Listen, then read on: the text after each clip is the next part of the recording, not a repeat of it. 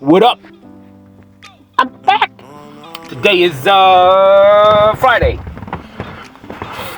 December 16th. I don't even, dude, I never know what day it is. I don't give a fuck. Like, I'm done. I'm done with, like, Cody's gone. That dude's gone.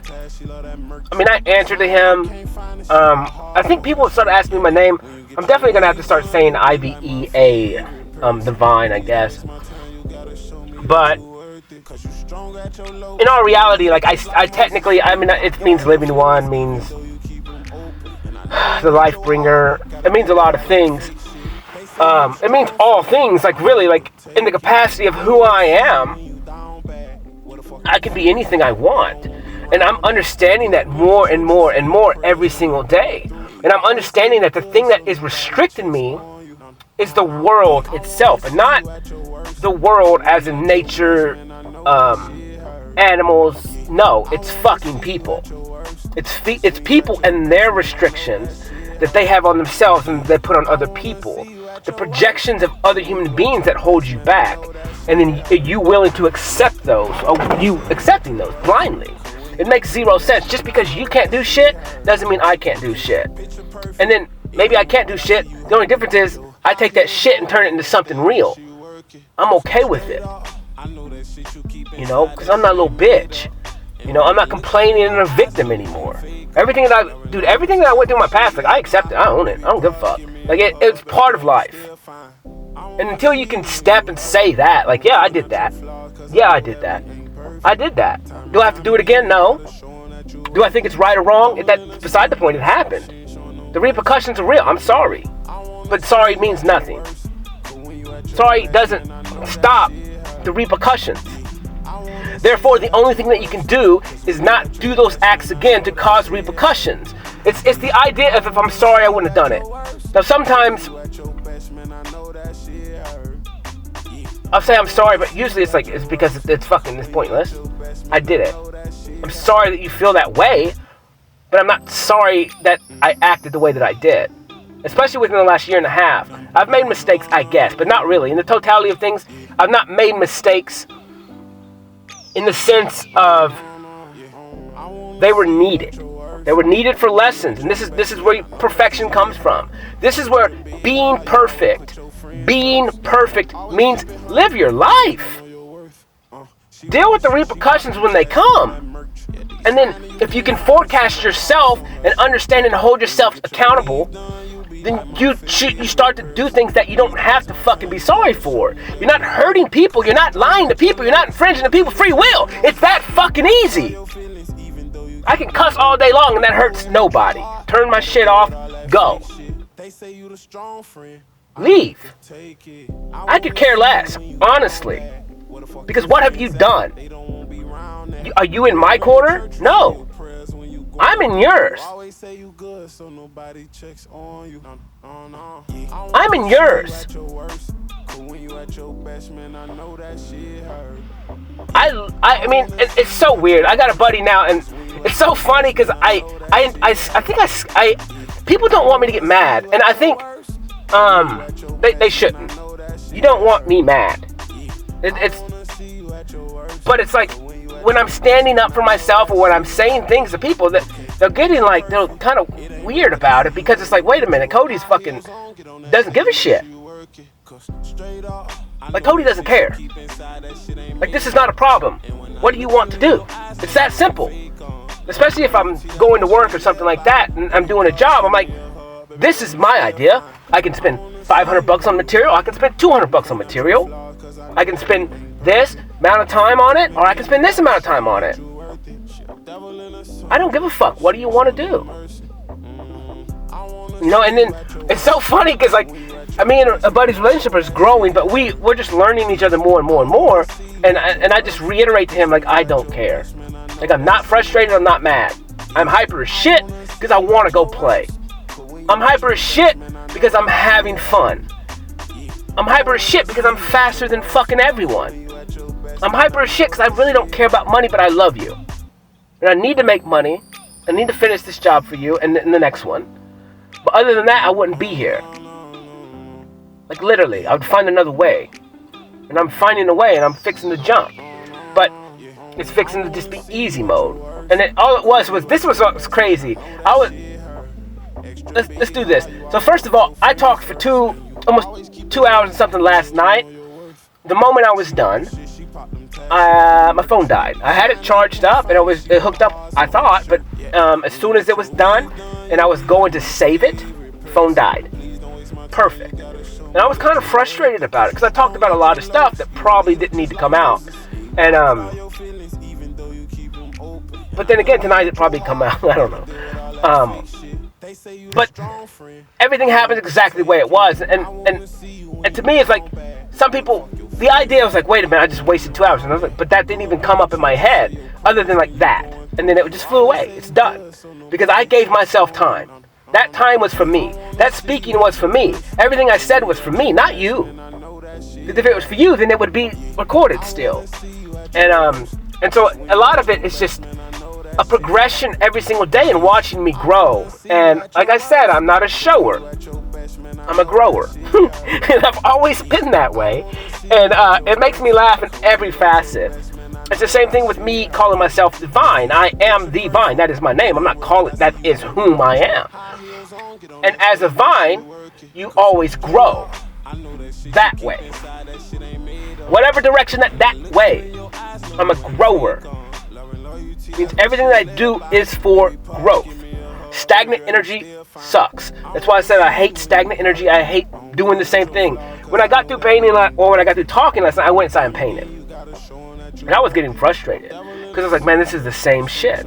This is the same shit. This is the same shit. And it's like, it's not, like I said, I just don't like doing the same thing over and over again. And this is kind of where it's like, that's why the person that I want, I understand changes like I do. Changes like the weather.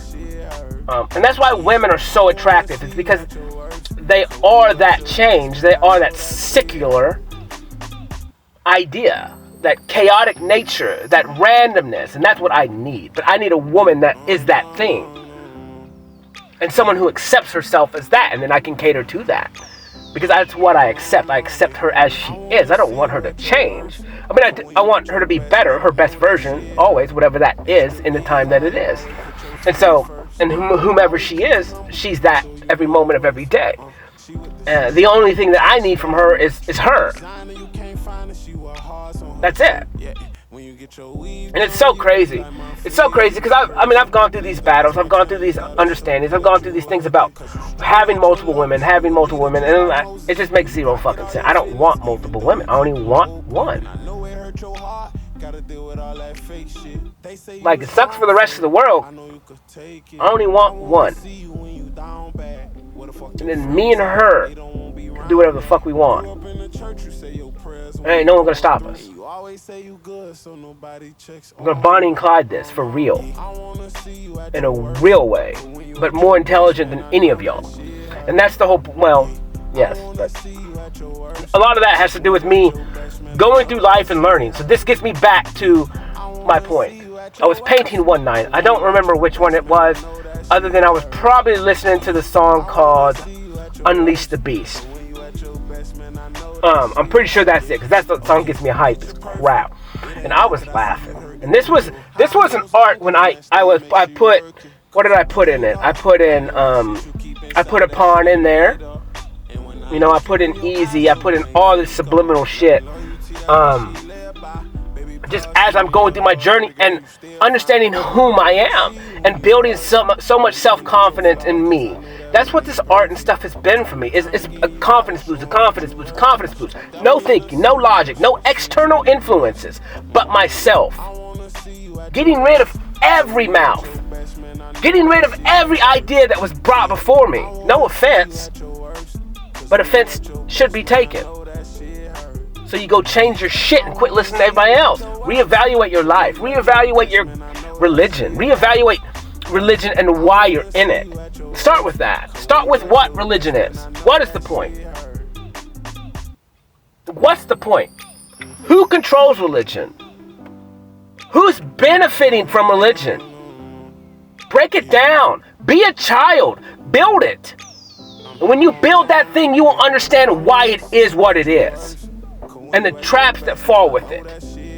Everything can be good. Everything is good. Everything is bad. It just depends on what your perspective is. And if you're aware enough to swim through it your way. Your way. Why do you think people leave churches, go to other churches, bounce back and forth? Because of humans. Because humans' pride and ego and desires. The comparisonness. Where the fuck your friends at? They don't want to be around that. Grew up in the church, you say your prayers when you going through. The comparisonness. No one's happy with anything. I'm kind of that way with my art. Well, with knowledge and art. I need more. However, materialistic stuff, I could give a fuck less because it's not real to me. It's trash. I can burn it. You can't burn my brain. I mean, you could, I guess, if you killed me, per se. But that knowledge, once it's taken, what's the ideas, the mind forever. You cannot touch. That's real.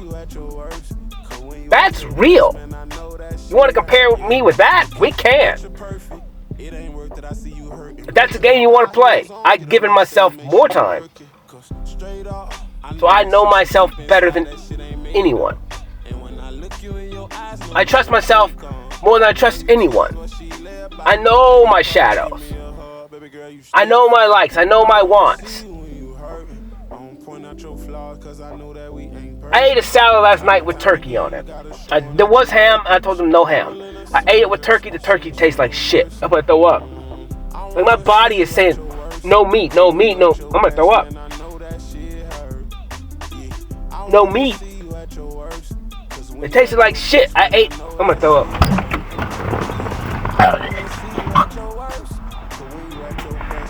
Oh my god.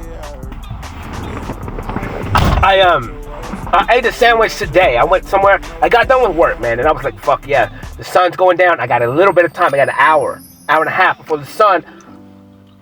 Well, I got enough time. I'm going to eat real quick. If I go somewhere else, I wanted to go somewhere else that I haven't been in a minute. But I was like, what's more important to me right now is play. It's me. It's just me. And so I went here, ate at this place real quick. It's so funny. I walk in, she calls me family. I walked in there yesterday and ate. She said, welcome home.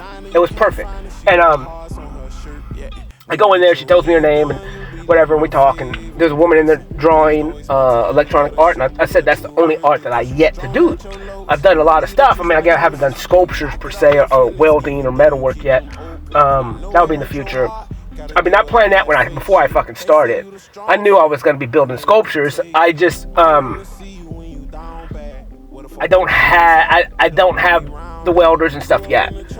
I even went to a buddy's and hung out there for a little bit of time, and he was welding all day, and he really loves welding. And he was like, "You want to weld?" I was like, "No." I was like, "I'm waiting to weld until it's my time." Like, I already know. I know so much about me and my future that I do things now on the understanding and the feelings that I already know. And I know the time is not now, but the time is in the future. And then when the time comes, the time will be ready, and I'll be ready to do it then.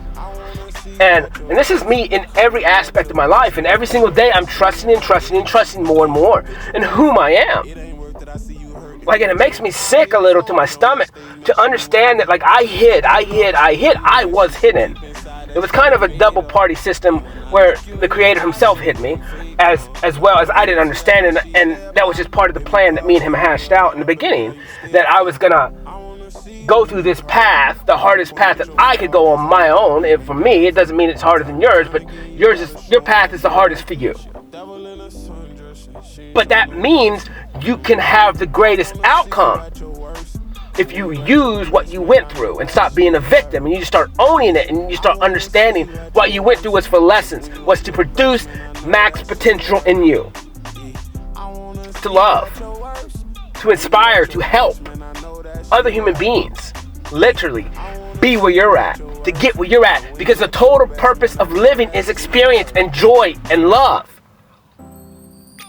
and expansion and growth within thyself. And to maximize what you are here for, which is experience. And this money system is locking you down and putting you in a box when fuck a box. Especially a box someone else made for you. Maybe I want a triangle or a circle or an octagon or nothing. I want vast possibilities. I want zero restrictions.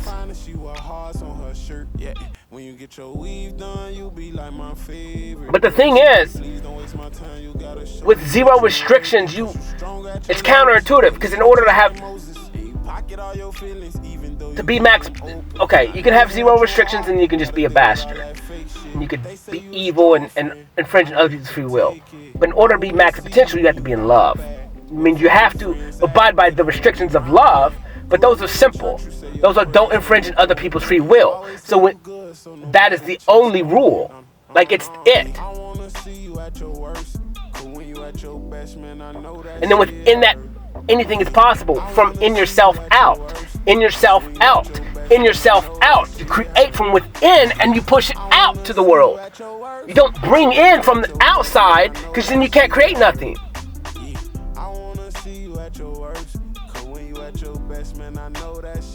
I mean, you can learn from outside, but you got to decipher that shit and give yourself time. Because I learned skills that way. I mean, obviously. But me giving myself time talking like this, I got 200 something videos.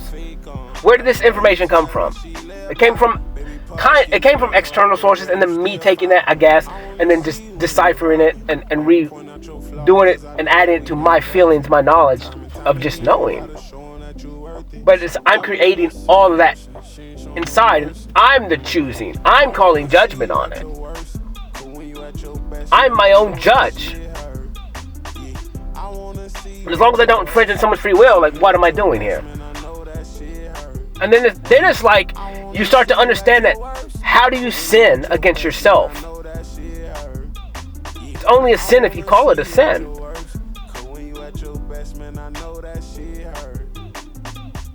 If you make it that. If you fully accept it, it is what it is. Like, who's punishing you? Well, I don't get it. I don't get it. You know, and that's what I'm saying, is like, I don't get any of it. Like, it makes zero sense. Like, you guys talk about fairy tales are fake, and then you guys talk about if you do this, you're going to burn in the fire pits of hell. I don't know. But in my mind, like, it's equal to a fairy tale. Because nobody knows. It doesn't mean you shouldn't be good. And that's what I'm saying. I'm preaching love. Don't infringe on someone's free will. That's love. Unconditional love. No conditions. I accept you for you. Don't infringe on my free will. You know, I talked to a guy and he kept saying, because I don't give a fuck what you do. Don't infringe on my free will. Don't infringe on somebody else's free will. He's like, well, that's what's wrong with the world. People not caring what other people do. They just do whatever they want. I was like, yeah. But don't infringe on people's free will. Do what you want. Go smoke pot, get drunk, have fun. Do whatever the hell you want. Yeah, you may die. You could make a wrong decision, drive drunk, and that sucks. But you need to be responsible human beings within this understanding of love. Because you can't be in love if you hurt other people. If you put people down, if you shame and guilt them, like, and a lot of that stuff is you projecting your insecurities on them and your fears on them. Robbing them, taking their money, taking their tithe. Tithe for what? Give 10%? Like, there's a weird... The act of doing things, like intentions within yourself, produce real results. However, if I go give a church 10% of my money, the act of me giving that, I'm getting what I deserve. Like, I'm doing my part, and it's doing exactly what it's supposed to do. You know, you get blessed for giving. You get what you give. However, what the church does with that money, it could be a lie. They could have $1 million houses as a preacher. That's stupid. That makes zero sense. Well, I deserve to be blessed. I deserve to have a plane. Maybe. But how many people could you feed with that plane money? How many people could you feed and help? How many widows and orphans?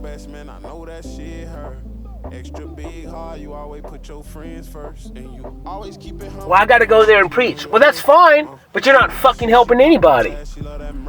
You're going out there and preaching and then you're going home.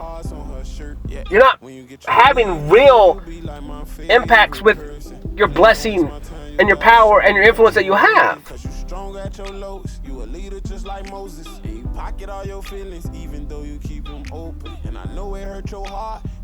I mean, I looked at it, I got a picture of my teeth. They're fucked up, dude. I know you could take it. I wanna see you when you down bad. Where the fuck your friends at? They don't wanna be around that. Grew up in the church. Like subconsciously, like embarrassing my teeth. Like and maybe they look fine for everyone else. I'm my worst critic. But to me, like, they're fucked up. I mean, I accept them as they are, but it's like, fuck, man. Like, how do I fix those? Or maybe I just don't care. Or maybe they're fine, and I don't know. But to me, it's always something because they're always tied to my past, where it's like, I mean, I guess I could have worked more as a 16-year-old and got braces for myself and said, well, it is what it is. I could have took better care of myself, but that's too late. It's too late now, so whatever. Now I'm just living. But everyone has insecurities. You know, I need to go work out. I need to be in the gym, I guess.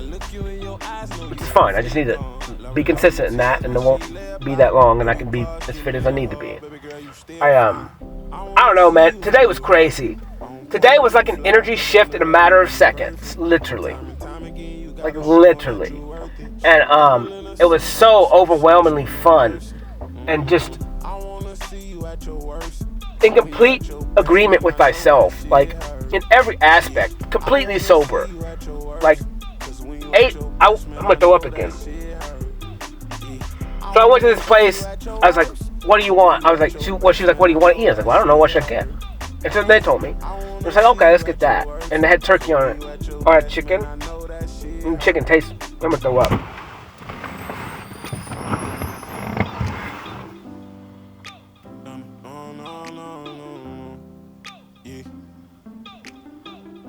Taste.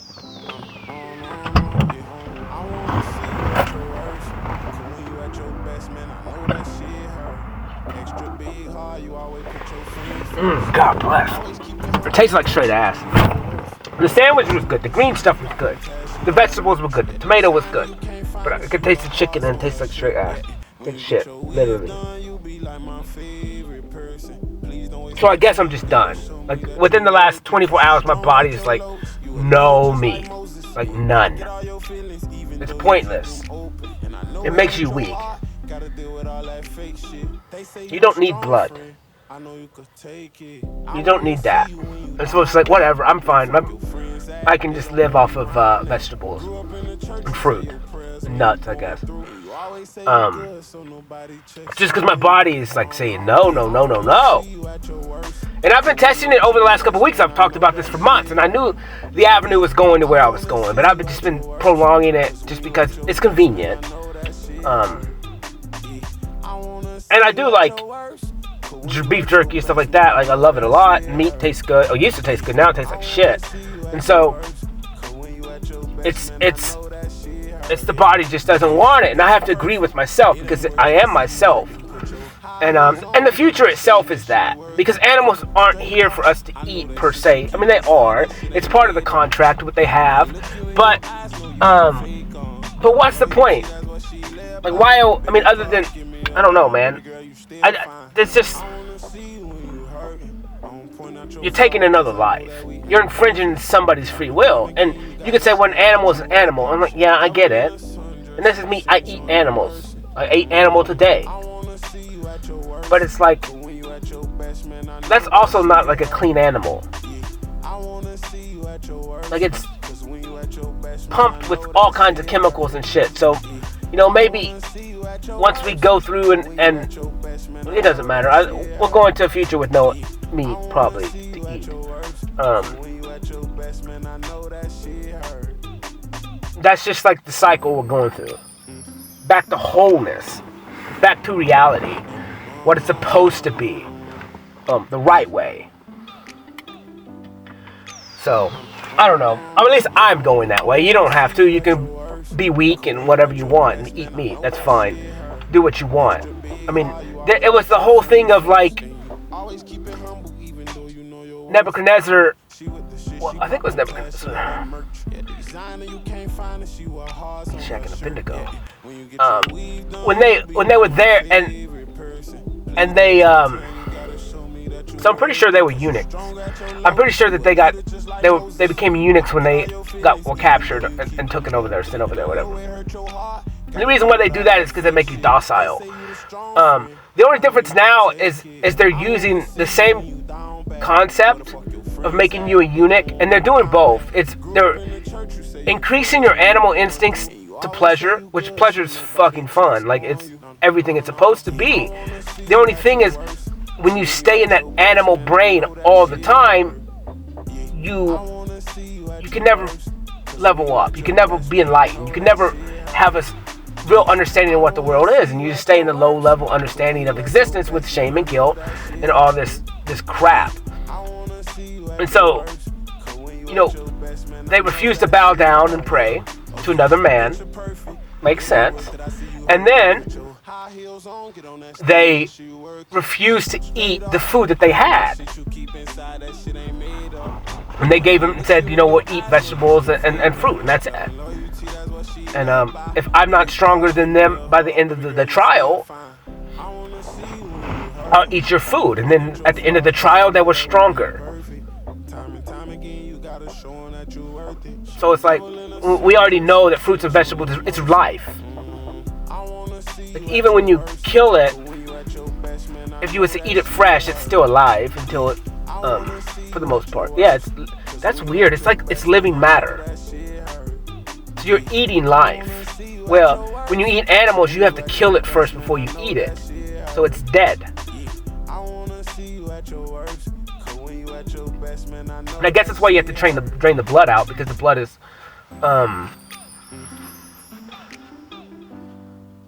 it's poison.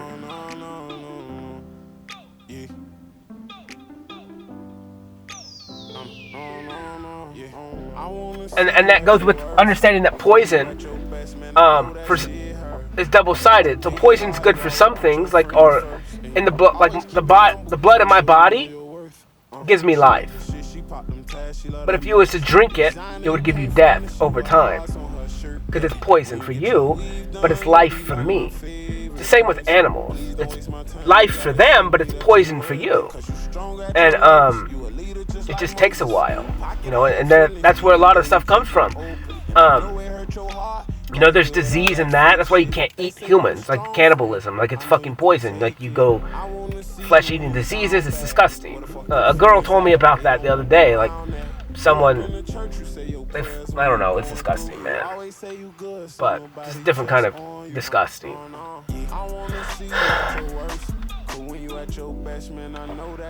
But the day was sick, dude. So I ate that food, man, and it was disgusting. I got through it, but it was weird because I'm so particular with food.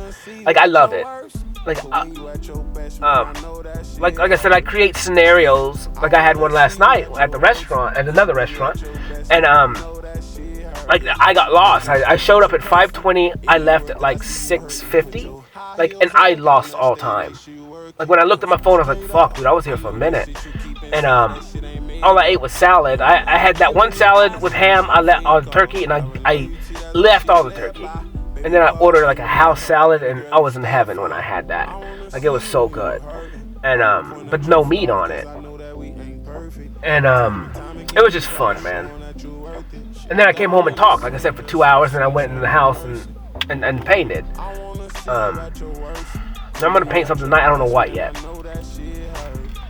But whatever. So when I left that restaurant, well, I gave her my card and showed her my website and stuff, and let her look at it, and then we kind of talked about me and how I'm gonna change the world and shit like that. But and then I left. I love it because it's like I wonder like what people think, because I say some random grandiose statements, and I know that they sound like that. But you don't know me. You don't know me. You don't know what I've done. You don't know where I've come from. You don't see me. You're not with me 24 hours a day. You have no idea what I see. You have no idea what I hear. You have no idea what I know. And so the point is, I could be talking shit, but shit's real. Shit is real. You may not like it, and no, you will not. It was so funny when I left her. Kind of like the last statement I told her, I was like the angel of death. I told her this. I tell people this all the time.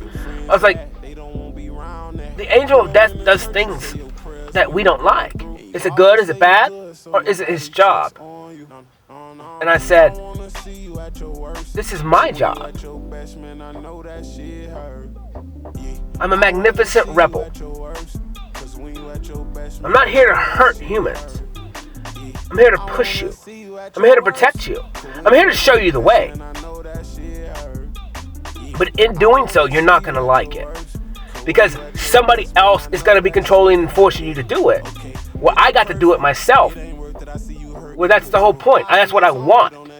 I want you to want to be the best you. And then do the things that you have to do to be that. Because it's worth it. Dude, it hurts bad. Yeah. You sacrifice a lot of things.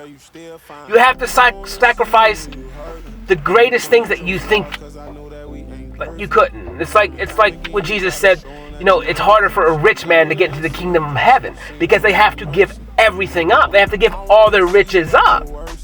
You have to sacrifice the thing that you love the most outside of you, and then love yourself with all that. You have to create a void and then fill it with your own self-love. Like, that's heaven.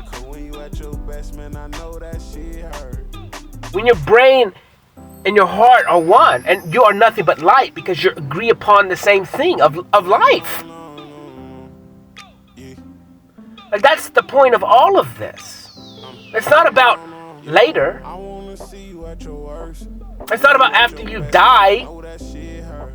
It's about now. It's not about the future. It's not about the past. You can't touch either of those. And once you die, you're dead. Let the dead bury the dead.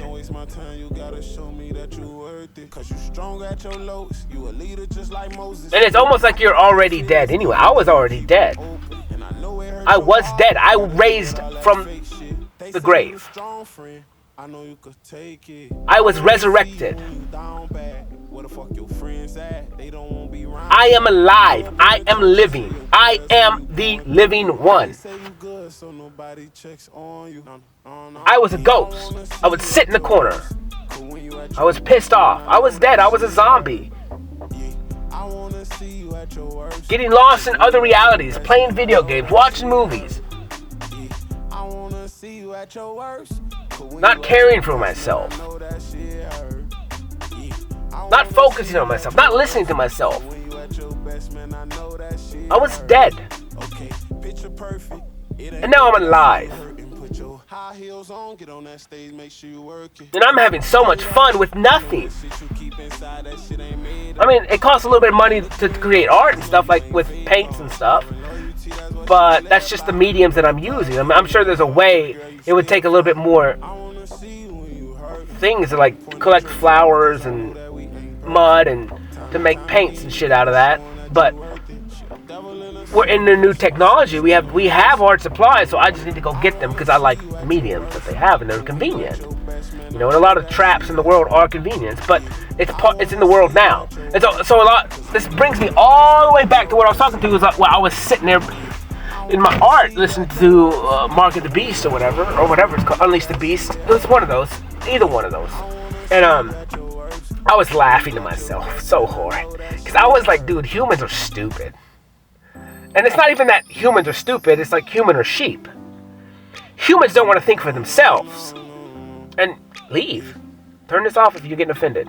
And really, if you're getting offended, it's because you're not controlling yourself. And you're saying, oh, Cody's this, whatever, fine. But you know it's true. You know it's true. You're a slave to something. We're all slaves to something. And I'm less of a slave now than I was ever to the money system. I still need it a little bit in this season, but I had to sacrifice money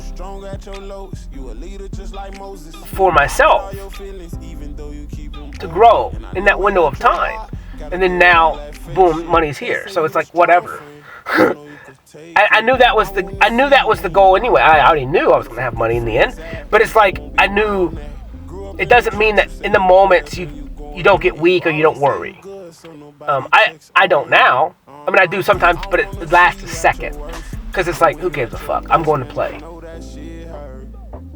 I'm going to play. And so, like, I was in a painting, dude, and I was laughing. I was laughing at myself. Very cocky. Very, I would say cocky, because it's max pride in yourself. Max understanding of the ability of who you are. Max long conning people. But in an idea that wasn't like vindictive or malice, other than you guys created this system. You guys abide to the rules of the system that someone else created for you, I guess would be better to say it, in the money system. And I'm right now, I knew exactly what I was doing. It's in my subconscious. I've had picture up in my head, working out how do I use the system that they created against them. Like, and so in that moment I laughed because I'm going to use you being a pawn against you at first, but its ultimate goal is to go against them. So I'm using everything that they created and I'm going to destroy it. I'm going to use what they created against them and break it. And this is part of, and I laughed because in the moment I was like, dude, this is very like devilish. And then I was like, you know what? I'm fine with that because it's part of me. Because in the grand scheme of things, it sounds devilish, but it's going against another evil entity. It's going against an evil entity itself, which is the money system, which is another god. And so it's like, I'm a god killer. So I'm going to kill all the gods. All of them. I'm not killing the creator. He created me. But I will kill the gods. Because gods are nothing but power and control. The creator gave you free will. They're two different things. Gods care nothing about you because they know they're immortal. Well, they think they are, but they're not. Because up until this point, there hasn't been someone who could kill them. There's not been someone stronger than them. And all they care about is control and pleasure. And like I said, I'll preach all day long. Pleasure is fine within reason when the guidelines don't infringe on someone's free will. If you and I come together and we agree upon doing the most nastiest, vilest shit in all of existence together, that's fine. Because it's free will.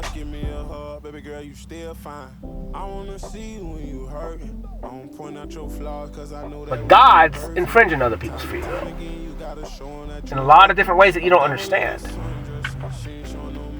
It's the same thing with the Fed. It's the same thing with all this stuff. Like, all this stuff is given out by gods for control, so they can live up in their palaces and go to their islands and do shit that's above the laws for the common man.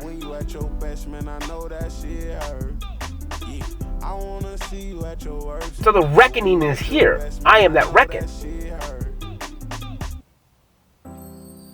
But like I said, I only want one person with me, because I can only trust one person. And it's not that I can't. I trust humans that I know what they're gonna do. Like I trust that you're gonna do whatever it is that you do, and I'm okay with that. However, you're not gonna be right there with me because of that. Because I know you're going to get deceived. I know you're going to fall into the traps. And I know you're not me. And this is one reason why I only want one. It's because then all my desire is on her and her alone. And then I can't be shooken from that. They say you the strong friend. I know you could take it. I wanna see you when you down bad. I can't be bought because she is it. She is the trophy. She is the thing that I desire the most. So there's nothing that entices me. The grass isn't fucking greener. She is the grass. And I'm fucking green. I'm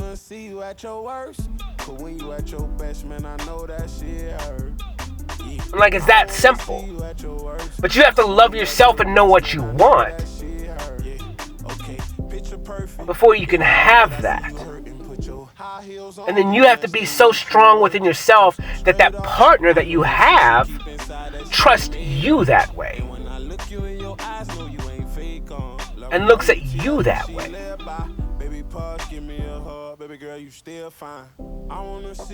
And then it's you two against the world in every aspect. And like, if you both walk within the ideas and the guidelines of love, then you're not infringing the people's free will. Like, it makes things so simple. And it's not like you don't have to be that bad of a human being. You don't have to be a dick. I mean, you do, but it's just different. It's easy. Because it's confidence. It's you. You're standing in yourself. It's not even confidence. It's you. And you start dictating and ruling your world. And that means anything that comes into your world, because you're the king of it, you decide. I talked about kings and queens. We're coming back to the world with kings and queens. It's coming back to the world with kings and queens in an idea that you don't understand. It just has to do with that. I'm the king of my world. She's the queen in my world. We are both leading together, equal. If you walk into my bubble, if you walk into my house, if you walk into my space, you're walking to me. I'm not coming to you. I don't need you.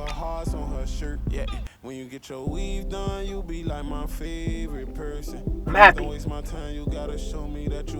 I'm the king of me. That's enough. Pocket all your feelings, even though you keep them open. And I know it hurt your heart. Gotta deal with all that. And if I decide that me and her just run away and we don't help anyone, that sucks for y'all. That's not what I'm gonna do, because that's not my purpose. That wasn't my goal. Because that sucks. That's shitty. With great power comes great responsibility. But everyone has great power within them. The people in the top, the whole point is, like, I've been talking about like Putin and all those other leaders, man. I'm like, it makes zero sense to me. I just don't get it. It makes zero sense to want to rule another human being. Like, how do you have time for that? How do you have time to care what other people are doing? Like, I don't. Other than when I talk, I'm talking to myself first. Like, this is for me first. You just so happen to... I put it on the internet so you can hear it. So you can be part of it. But it's for me first. But my purpose is double-sided, multi-sided. And so I understand, like, I'm number one first. I have to be number one in my life. Always. As you need to be number one in your life. But when you understand that concept, you have to do the things to be number one. You have to create rules and regulations that people will not understand. And then you call your own judgments and fuck everyone else. Literally. I don't care.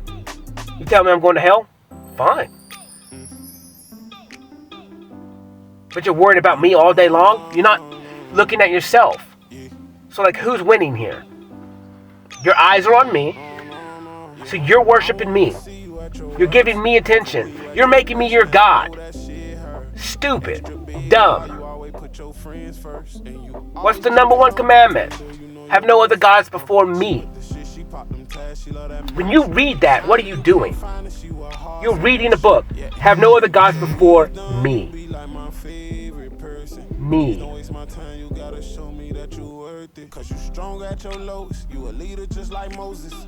Transitive property, you, the creator who made you, are one. One and the same, yourself. When you give your time, when you give your best, when you're doing your best, you are making your Father, Creator, proud. He didn't want you to come down here and be a nothing. Not love yourself. I was going to say bum, but you know what? Bums have it right. For the most part. They're enjoying life and having pleasures. I mean, some of them are fucked up and hurting people. That's not good. But a lot of them walk away from the materialistic world because they understand the trap, and then they live in the now. It doesn't mean that they don't have problems, they don't have mental issues. We need to help them. But they were able to give up the world struggles or the rules of the world, and a lot of them are happier that way. I'm not saying all of them, but they're closer to, because they gave up. So now we just got to help them with mental health, and then maybe provide some basic needs for them, food, shelter, and show them there's another way. But you know, they got to fall within the guidelines of love. Like, you can't infringe on someone's free will. But it's easier for them to inherit the kingdom of God than it is for a billionaire who has to give up all his money and then become homeless, because you have to give up the greatest thing that you desire. And like, a lot for me is like, I had to not chase somebody. I had to not be there all the time and overgive and overlove and hurt myself. Like, during this period, I had to distance myself and just be with me. Like, I had to sacrifice that fake fantasy idea or whatever it is in my head of love. And I had to quit chasing this. And I had to quit chasing women or ideas or whatever. And it's like, every day, it's like, dude, it's so easy. But I don't want them. I want me. Because I make myself happy. I cracked the key. I cracked the code. I am the key.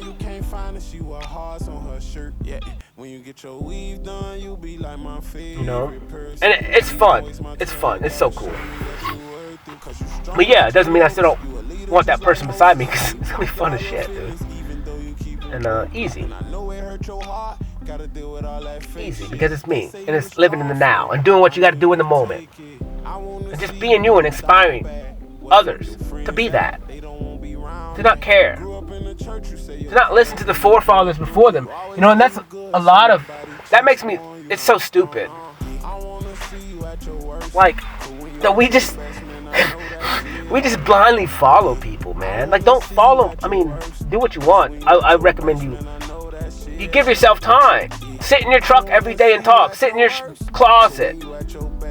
Write. Use a journal every fucking day. But you need to give yourself a lot of time. Quit watching TV.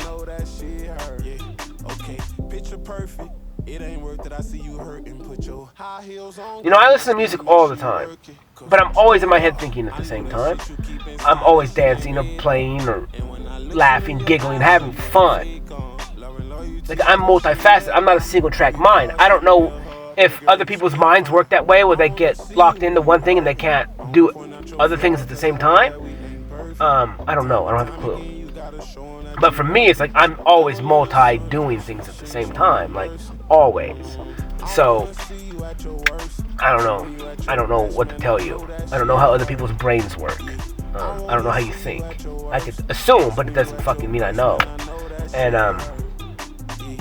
because to me it's regular.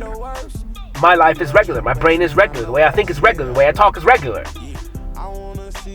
And then to walk around the world and people tell you that you're regular is fucking wrong? Like, how do they have the right to tell you that? They don't. And that sounds counterintuitive, because I'm talking about you're being slaves or people are slaves. The only difference is, like, you're not being authentically yourself. Like, you're coded in a dip like an outward chocolate coating that the world put on you, and that's what you're acting out. That's the fake facade. That's the mask that you have on.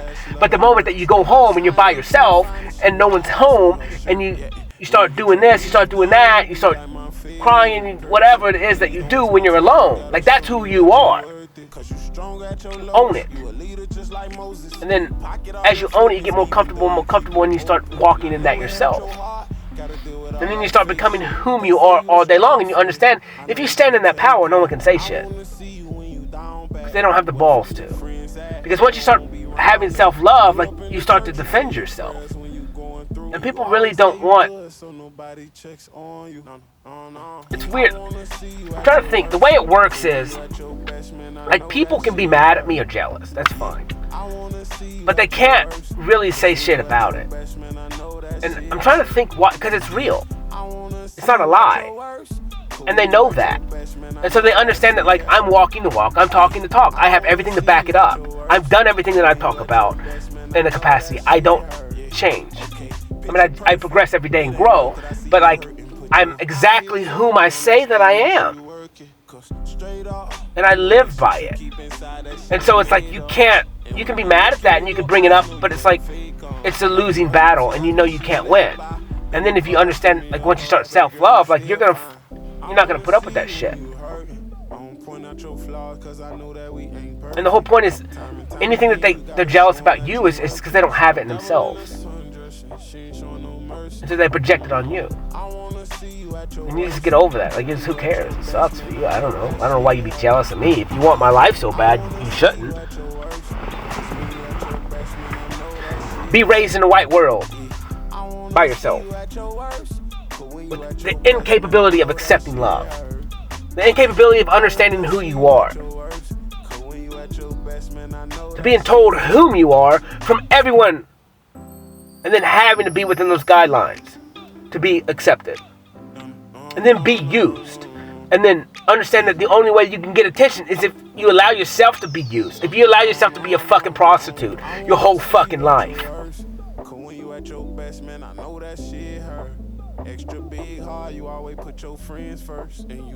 And then I'm like, you know what? Fine.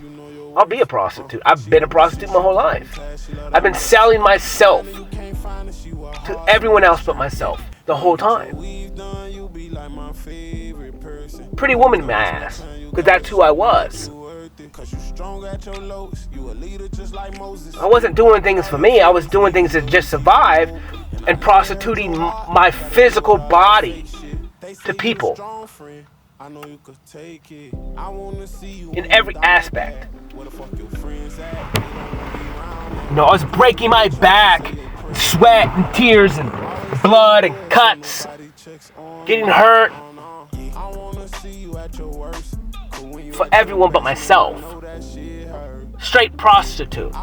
There's nothing wrong with being a prostitute. Do it, have fun. If you own it, figure it out, at least get paid for it. Fuck. Enjoy it. You enjoy sex, do it. As long as people agree upon it. As long as you're not forced to do it. It's your body. There's real repercussions, but you have to deal with it in your own mind. Why does it matter what I think? Have fun. You sexy as shit. You spend all your time in the gym. You're fire. Like, you're physically fit.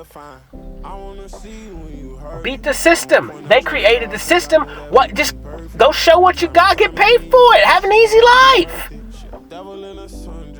If you want Gucci bags and all this shit, fucking show your titties. Easy. It may not be what you think it is. You may not be fulfilled from it, but do what you want. Or maybe you do get fulfilled from it. There's risk with it. But it's like, where are these rules coming from? Like, I don't get it. And then it's like, that's the whole point of, this is what's so crazy. It's like, don't infringe on someone's free will. I mean, I think that we should be modest around town, and we shouldn't, show everyone our dicks and titties as we're walking down the street so kids can see that. We got to protect them from that. But like, it needs to be, like, whatever you do behind closed doors as adults, like, fine. When you get your weave done, you be like my favorite person. Like, who cares? It's like, whatever, man. Like, literally. You know, it's like the internet, like OnlyFans. Like, I'm gonna have an arts OnlyFans. Because why not? Why the fuck not? Who cares? It's my body. Who cares? It's my body and my art. And I love myself. And every day I love myself even more. And it's like, why not? Like, what does it hurt? Who cares? A lot of my purpose is just to be seen. To be seen in a way, just watch me do what I do, which is me. And which is just be me.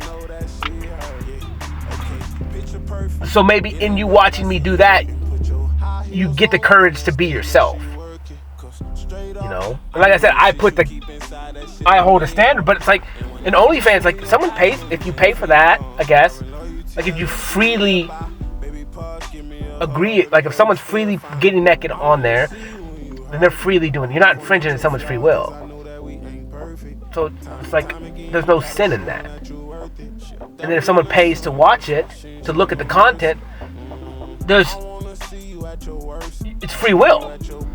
We're not manipulating and tricking anybody. So you don't have to look at it. You choose so. And the way the system is, the money system is now, it's like everything they do is making you do that, so you might as well break the system. The system's made this way, fucking play the game that way.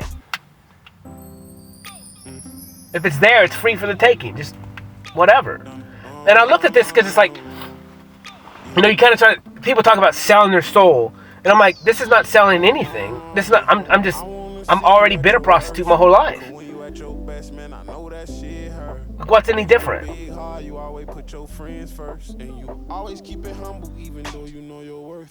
What's different? Well, I mean, you were using your hands and your body, so I mean, apples to apples, son.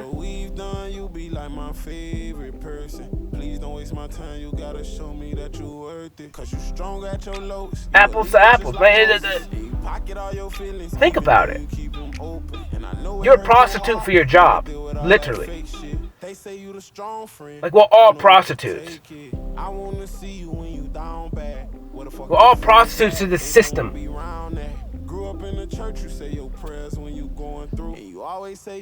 They put a worth on you. It was so funny, like, I don't know, 12, 13 years ago, we was watching, like, Cops or something, man, and it was so hilarious, because they pulled over a girl, and they were asking her something.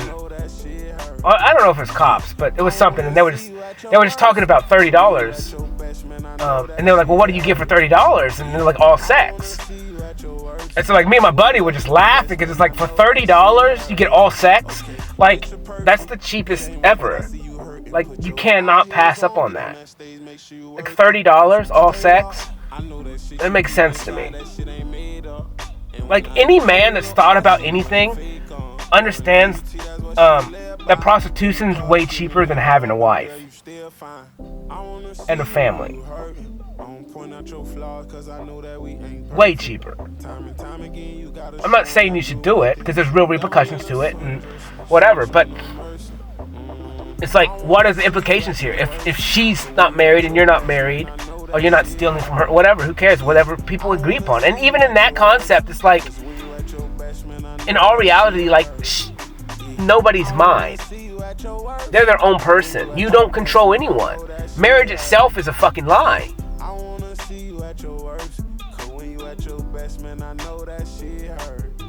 Like, I know the Bible says, like, men have dominion and power over, but that's not the point. The God doesn't give dominion, like, he doesn't have dominion and power over you, like he does technically, but he gives you free will to act out your will. And so if he was to have dominion and power over you, then you would not have free will, and then that would be a lie. And so the book itself is misinterpreted and used to control China, you can't find it. She wear hearts on her shirt. Yeah. When you get your weave done, you. And then everything's just really big. Everything just goes back to the money system, courts, United States of America, for us at least, and it all goes back to power. I mean, you got the kings and queens of England and all that stuff. It's like those people don't have any power other than they have old money. But then they do have power because they gave it to them a long time ago, and then it just keeps going on. You got Vladimir, whatever, and he's to each his own. He has power, per se, he says. And he does, but he rules with an iron fist. But he takes it too far.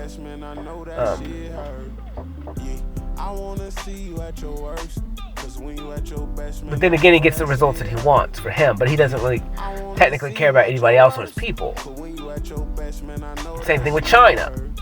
They don't care about the people. America is the same way. Just we think that we have freedom and we don't.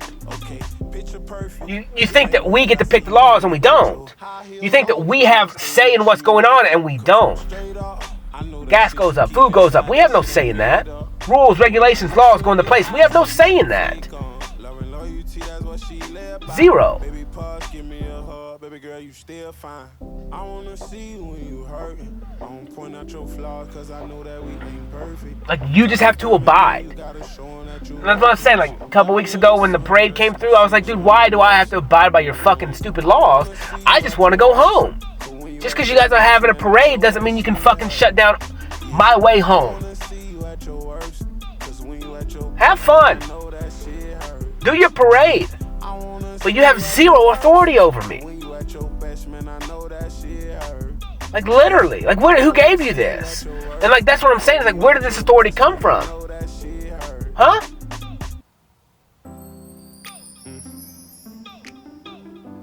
Where did this authority come from? We were born into it. But why? I don't want no king. Why would I want a king?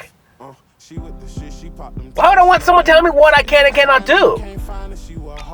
Why would I care? Why do I want someone to know what I do in my bedroom and then control me on it? They have no reason to know anything. Why does it matter where my money goes? It's none of their fucking business. I'm a prostitute. Like, if I prostitute myself and do this job, like you have nothing to do with me. This is my product, my body.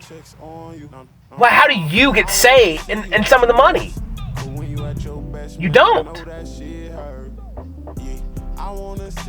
Other than the government's your fucking pimp. I'm like, why does he get to be your pimp? That makes zero sense. And then you got all these women, and we can talk about Andrew Tate and all them whatever dumb motherfuckers, man. But the women are dumb too. Like, why would you give him your money? Because he protects you? Protects you from what? There's a way you can do it. Just get online, sell your own shit. Like, what is he providing for you? You can do everything on your own.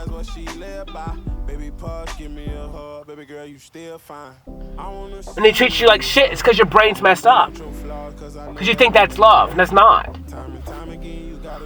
Like, any human being that treats another human being like shit is stupid. Yeah, it's part of the system, and he's breaking it. And he just learned to fall in where the rules were.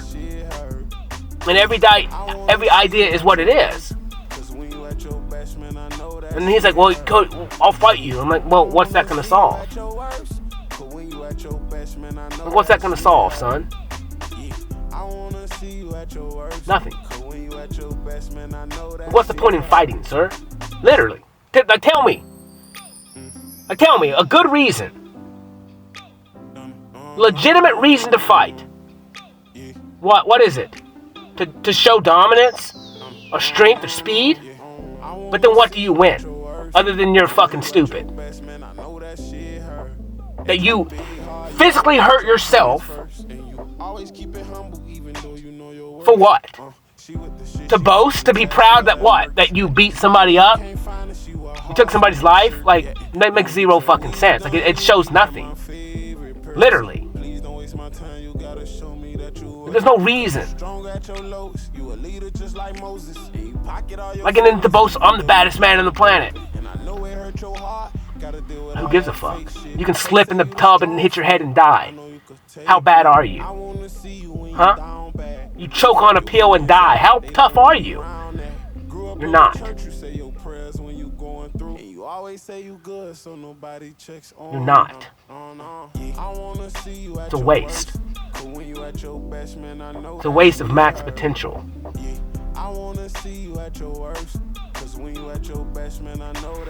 You know, maybe 1,000 years ago, 100 years ago, yeah, that'd be cool. You needed to fight or something. But that was, times are different. But even then it was stupid. But definitely now, like, there's no reason. I mean, and honestly, like, if you really wanted to fight, and there was I don't know, there's no reason to it. I guess if you tried to jump me, I would destroy you. Literally. But you don't know who I am. And I'm a Cinderella. Time and time again, you gotta show them that you worth it. She a devil in a sundress, and she ain't showing no mercy. I wanna see you at your worst, but when you at your best, man, I know that shit hurt. Yeah. But whatever, man. I mean, he's working the system now. He's got money and all this stuff, and maybe he's happy, maybe he's not. I don't know. It doesn't matter. I don't care. If you figured it out for yourself, that's the point. And like a lot of it, that's cool. Like, if you think you can fight, if that builds your confidence, if you think that you're tough, like, and that builds your confidence, and that maybe that's part of your best potential, then fine. I don't need that myself. I already know who I am. I already know my capability and skills. I'm not afraid of no one. If that says anything. And it may not say anything, because my life may not show it. But I know who I am. And the abilities that I have. So, whatever, to each his own. And you're capable of anything.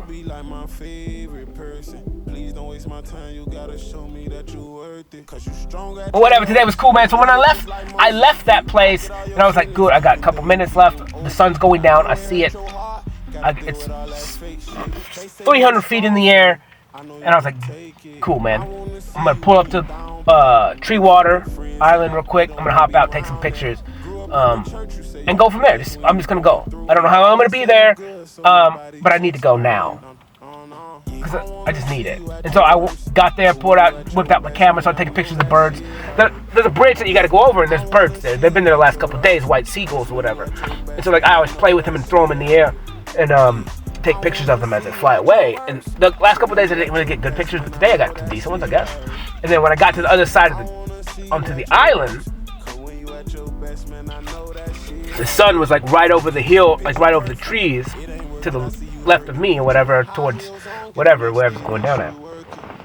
And I started looking at the shadows, and I was like, dude, these are sick. Because, like, each day, depending on the time, the shadows will make my shadow look different. And, like, I look like so many different people, but I am. And, that's why I love shadows, because the shadow is me.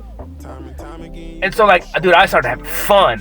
And, like, it was crazy. It looked like I had freaking blades for hands, which I do. But, like, I'll cut you. You won't even know. As is my tongue. I am a weapon. In all aspects. A self in every aspect. I'm meant to hurt. I'm meant to tear down. I'm meant to break. I'm meant to destroy. To say I'm the angel of death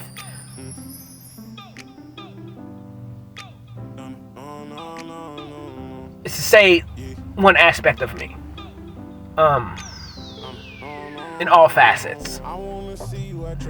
I'm meant to break you. But in that brokenness, that's when you can be rebuilt.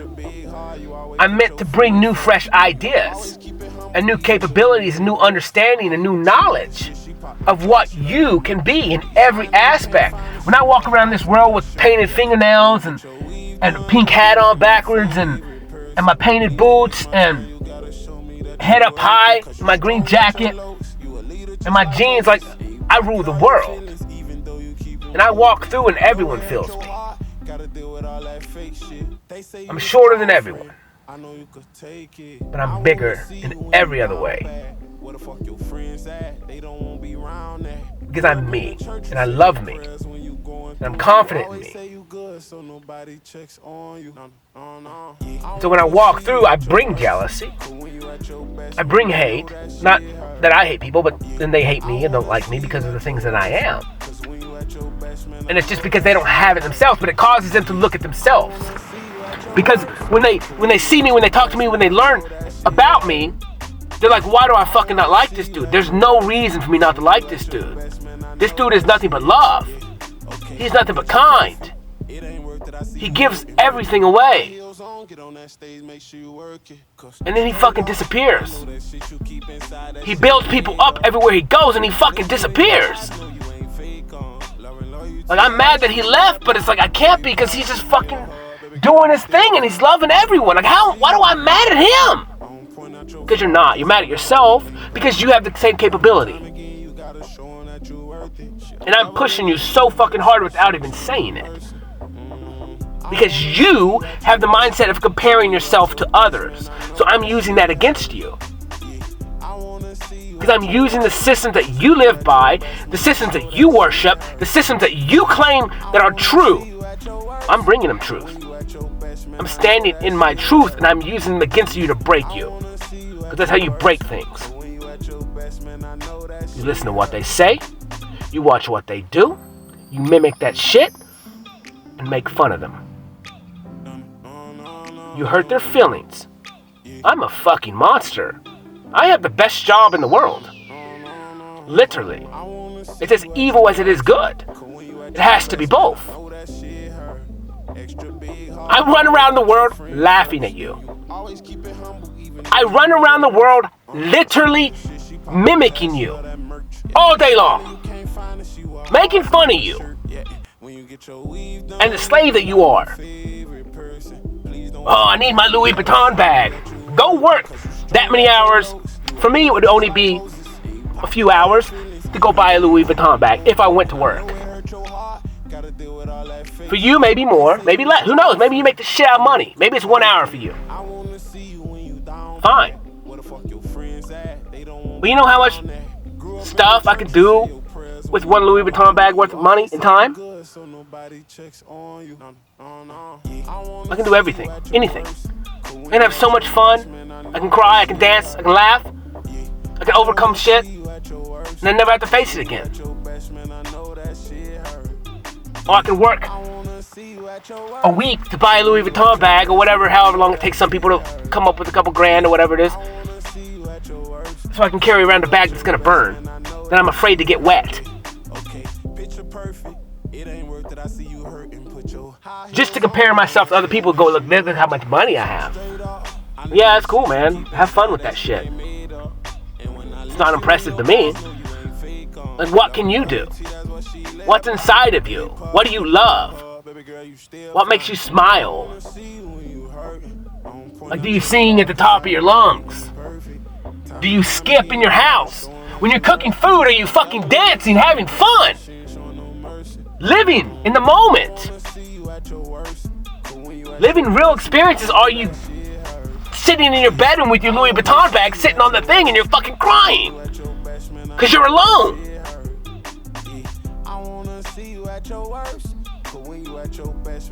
To each his own.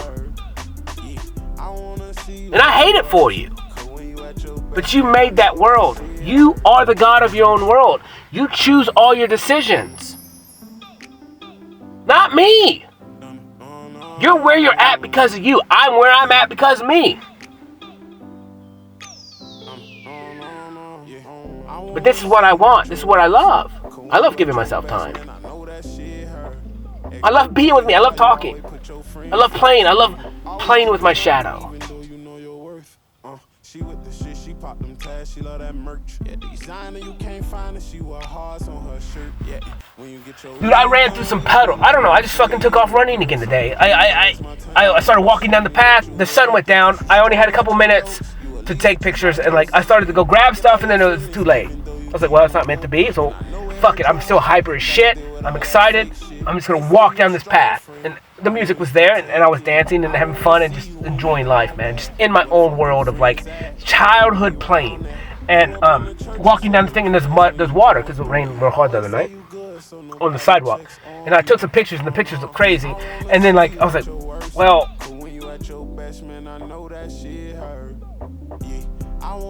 fuck it. Let's just jump through the water. Let's splash through the water. Who cares? It's fun. So, dude, I just ran through the water. It's fucking fun as shit. Water splashing everywhere, took pictures. The most fun I've ever had. Pants are wet. Who cares? It's not even cold. It was cold, but then when I was playing, like, I was not cold. Like, I was not cold. Like, the temperature did not matter. And you think about that, because I was driving down the road, and I saw this kid outside. And I was like, dude, it's cold outside. But that kid was fucking playing. And this happened before I went to the sun thing. And I was thinking that in my head. I was like, dude, this kid's, he don't give a fuck. Like, the temperature means nothing. It's not real to him. It's not real until you think it's real. And so, like, I started playing, and I was fine. It was the same thing. I was working outside today, and it was cold at first. Or when I'm not working, it's cold. But then when I was working and by myself, I would have my headphones in and I was dancing and working at the same time, you know, and like just flowing and just spinning and talking and laughing and by myself, and like I'm not cold because it doesn't matter. It's not real. Because if your mind doesn't perceive it, it's not real. And it's as insane as that sounds, because things are still real. But if you don't focus on it, if you don't give attention to it, then it can't harm you. And it's the same thing with people talking shit about you, wishing you harm, telling you you're doing this and doing that. Like, if you don't fucking listen to it, then it can't affect you. Fuck them. Who cares? I'm colored, you're white. Who cares? We can be together forever. Who gives a fuck what they say? They don't understand shit anyways. All they're worried about is their Mercedes-Benz and their $1 million house and their husband cheating on them.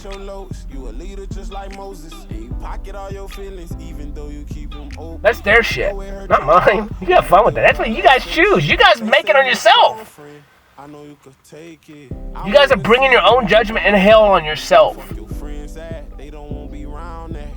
And when you understand that, then you understand that, wait a minute, if I'm bringing hell and decisions and judgments on myself, then I can do the opposite. Or I can make them positive to me. What do I really want? What's really going to make me happy? My husband doesn't love me. He cheats on me. You know, my wife cheats on me. She doesn't love me. All I do is work all the time and make all the money, and she doesn't fucking fuck me.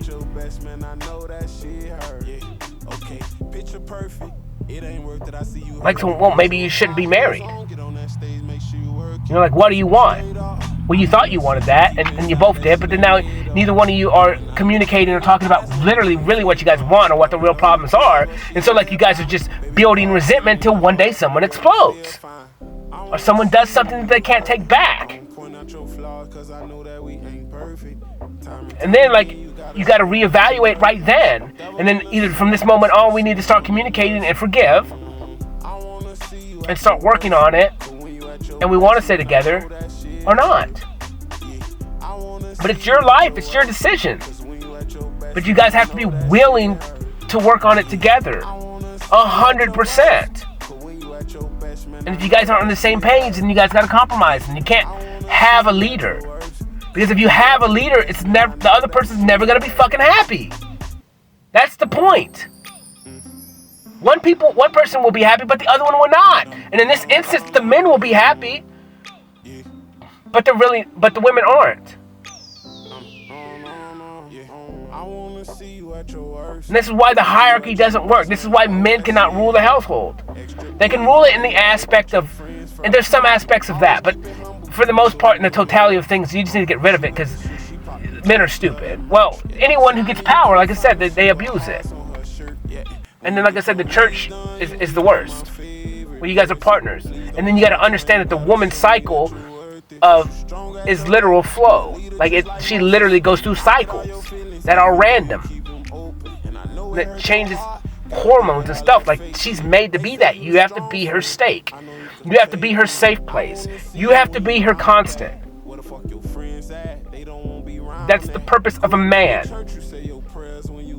So yes, sometimes you have to use your logical brain more and make decisions based on logic when she is incapable of making decisions based on logic because her feelings are ruling her nest.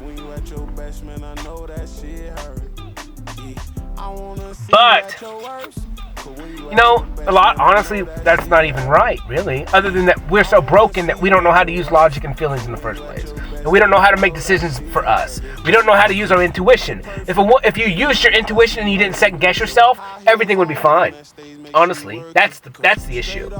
And then that comes with the hierarchy-ness. That's where it's like people don't know how to use emotions and feelings. And they don't know how to make the best decision by combining those things and finding balance. So that's what's wrong with this world, and that's why the hierarchy system is in place. Because ultimately, the way humans are now, they're not capable of having balanced relationships where there isn't a hierarchy. But when you have two human beings that are balanced, there's not a hierarchy. Because my best interest, she holds my best interest at heart, and I hold her best interest in my heart. And that's how we make decisions. And so it's not based on one person over the other.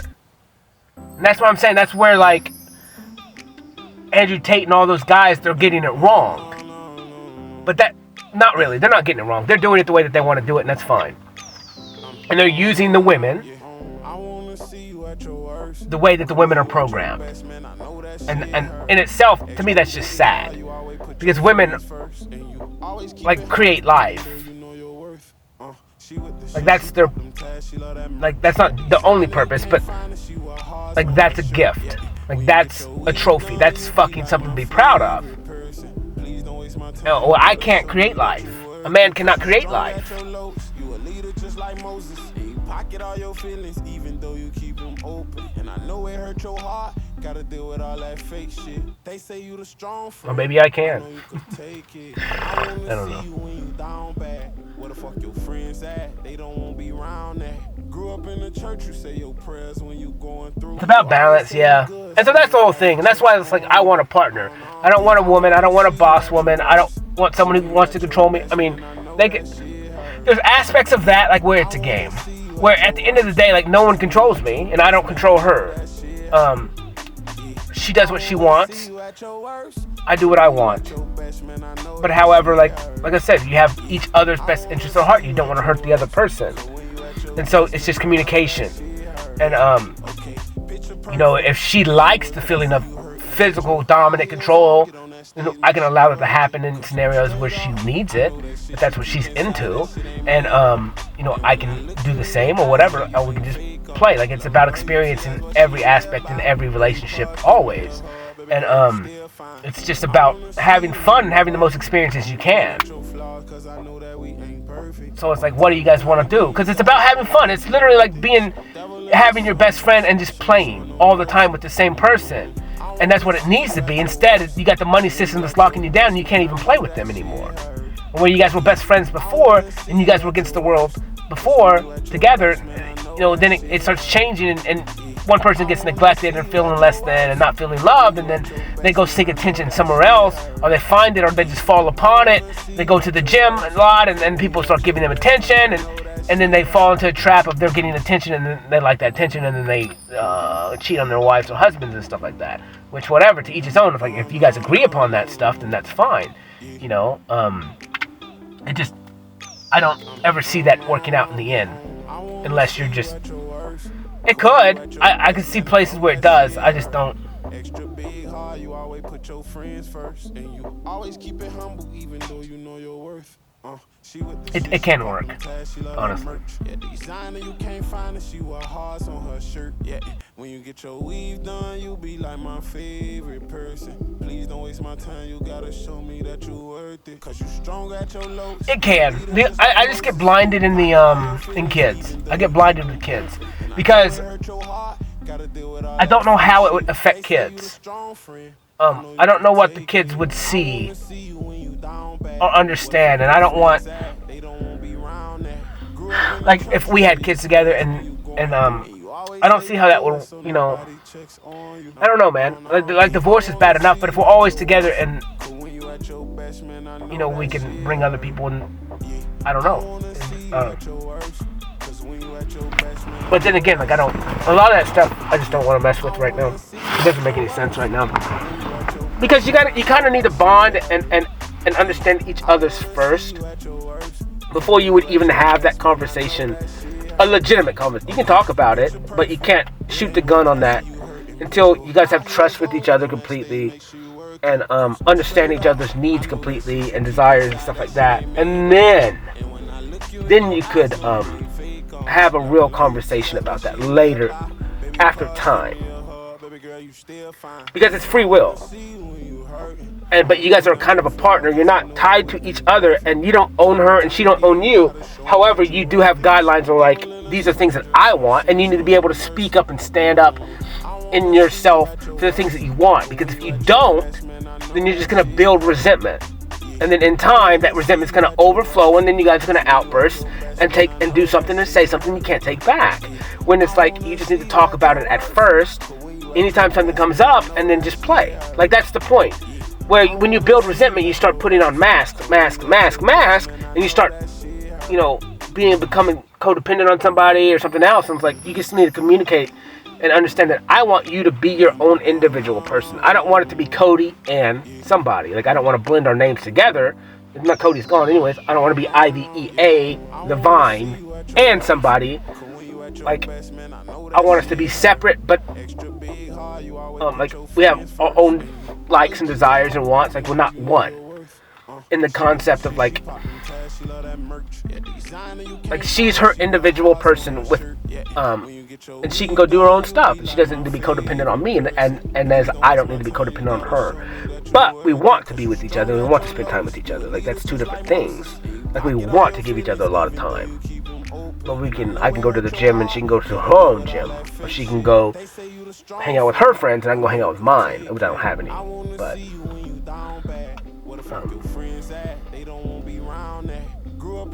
because no one wants to play like I do. I don't know, bro. No one plays like me. Like, I'll go climbing or something every now and then, but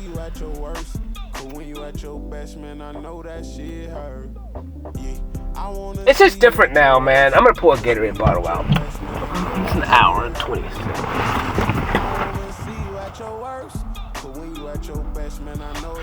But yeah, man, that chicken I ate, dude, tastes literal like shit. Literal shit. I'm gonna throw up.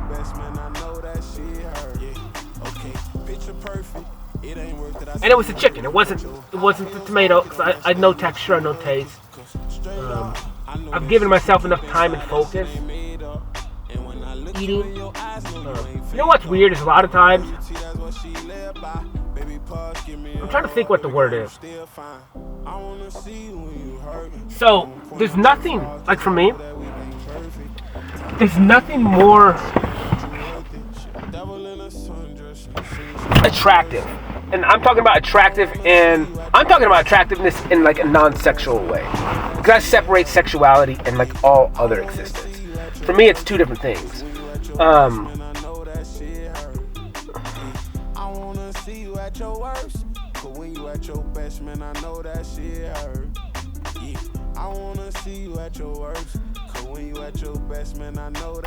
Well, three different things.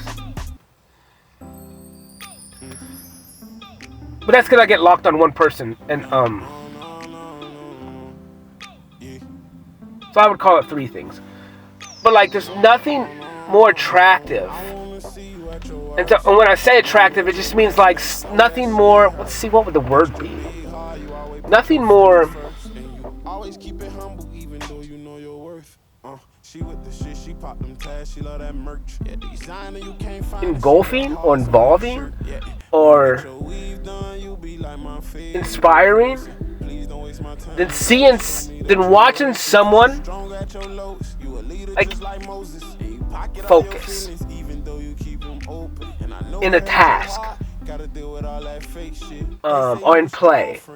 I know you could take it. I wanna see you down bad. Where the fuck your friends at? They don't wanna be around that. Grew up in the church, you say your prayers when you going. Because you always say you good, so nobody it's like in that moment when I watch them, when I see them, when I can read their body language, I can read their eyes, I can read their mind.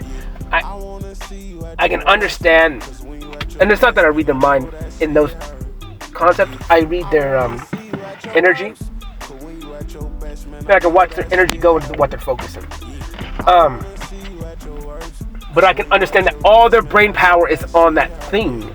So all their power itself, all their focus, their attention, their total goal, the reason to exist in that moment is for that. And that's what I act out all day. Especially when I'm playing, when I'm taking pictures, when I'm dancing, when I'm listening to my talks, when I'm doing art, when I'm in conversation with humans. Like every single aspect, when I'm in work, every aspect I put as much focus in whatever is before me and what I'm doing. And like, I watch people watch me. Like I watch people watch me, because I see everything. It's a protection thing, but in moments like that, sometimes I get lost. But in the initial, because it takes a period of like, you sit down and you start doing whatever it is that you're doing. And like in this instance last night when I was eating, there's this woman to the right of me, probably like at the right angle of me. And dude, she just kept staring at me fucking hard. But it's like I'm eating a certain way. I'm making my table. I'm OCD as shit. I have to put my left hand underneath the table when I'm in instances like this. When there's humans with me eating, my left hand is fine. You can touch food. But when it's just me and I'm in that world, my right hand is literally holding on to the table or the chair that I'm sitting on, or I gotta lock it because it wants to fucking destroy stuff. I got so much energy in it. And I gotta hold it and squeeze muscles as tight as I can while I'm eating, and I got this energy surge that run through my body. And I don't know what it is because it's very strong. I get it when I create art. I get it every time I go into those things where my true power comes out, and that's my strength and feed. But I'm still holding back, and that energy that I'm squeezing so hard is me containing it. And but it engulfs the room, like, and people see and notice, and they can't stop. And women, they're drawn to it obviously because it's a dominant energy. It's the most dominant energy in any room. Like no one's energy is stronger than mine in any room. I don't care if you're a billionaire or not. Like you fucking have no power over me. I'm more powerful than you always. But that's only because I love myself and I am standing in me. That's what makes me laugh. That's what makes me laugh about people. And definitely rich white women. That's what really makes me laugh. It's because I'm in dominance over them. But they like to boast about their money because they think it's impressive, and it's not. It's actually very sad. It's very sad. Because it shows me your worth instantly. It shows me what your focus is. It shows me what you think is important.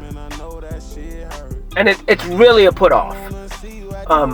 Even though I may still like you or whatever, but it just shows me that you're the weak mind of you. And that the world itself has done a good job of giving you a dollar sign to know your worth when you're worth everything. And that's the bigger picture of all of this, is every human being is priceless. Like you are perfect. Your capability of whom you can be is anything. You can be the king of anything or the queen of anything. Like, and you're so beautiful in what you are. But like, what do you want to be? I went to this place a couple weeks ago, month ago, 2 months ago, I don't know. And I walk in there to go buy the drum pad and the drumsticks. And this dude, we started talking. I was like, I'm fixing to try to play the drums, you know. And I was like, what do you like to do? And he's like, dude, I like to cook. And then he walked me through. I was like, well, what do you cook? Like, what do you cook? Like, he's like, well, I love cooking breakfast. And I was like, well, what is your favorite breakfast thing right now? And to me, I was so lucky and blessed that he told me, like, and I got to live. Like, I got to picture myself whip into his body as he's sitting across the counter from me. And I can just imagine when he was telling me this story, just like how, because he's told me what he did and how he made these burritos every morning. And it's like, dude, I am so lucky. Like, that dude's fucking fire. Because, like, if that's what makes you happy, like, the moments of euphoric pleasure that you're in, when you're making that food every fucking morning, like, it makes me so happy I want to throw up now. Like, I'm getting so worked up that that makes me happy. Like, that he finds that happiness and joy. Like, that's what he loves, you know. And that's why I ask the questions that I do. It's like, what do you love? What do you love? What do you love? Like, what would you do if there's no money involved? Like, what is your goals? Like, what do you want to do? You know, I got other buddies like, I want to play music all the time. Like, I'm like, well, you gotta fucking do it. You know, and one day hopefully I can come back and help facilitate and give you that cushion, that money that you need so you can quit working there and go do music all day long. It don't have to be good to my ears, but it has to be you. And in the moment that you start doing shit for the world, you start prostituting yourself, like, that's when you sold your soul. And so that's why it's like, I talk about me not selling my soul. My soul was already gone. Someone stole my soul when I was little. My soul was taken. And I had to go to hell and get it. I went to hell, I defeated the devil, because he ain't shit. Because I'm worse than him ever. And I took it back. And I came back up and was resurrected and made new. And then this is me. This is why my body's changing. This is why my body's doing what it wants to do on its own, because I'm renewing myself. By giving me self-love. By giving me time and a focus and attention. And then my body's telling me what it needs to repair. It needs to not fucking eat meat. Because meat's disgusting, so then my taste buds change. And like, all these things that I'm having to go through and question and all this stuff. Like, what do I want? What do I want? What do I want? Things are starting to make me disgusted. Like, my imagination's coming up, and that's, you know, that's where the real good shame and guilt is, because the imagination's coming up, and I'll imagine these things and they'll make me physically sick, and then I'm going, well, if they make me physically sick, then that's something that I don't want to do. Like, if it physically makes me sick, then it's something that my personal body is not going to want to partake in. And that's kind of how I get guidelines on what's right and wrong, because it's right and wrong from me. And my body's telling me, because I'm listening to it, what's right and what's wrong for it. But whatever, dude.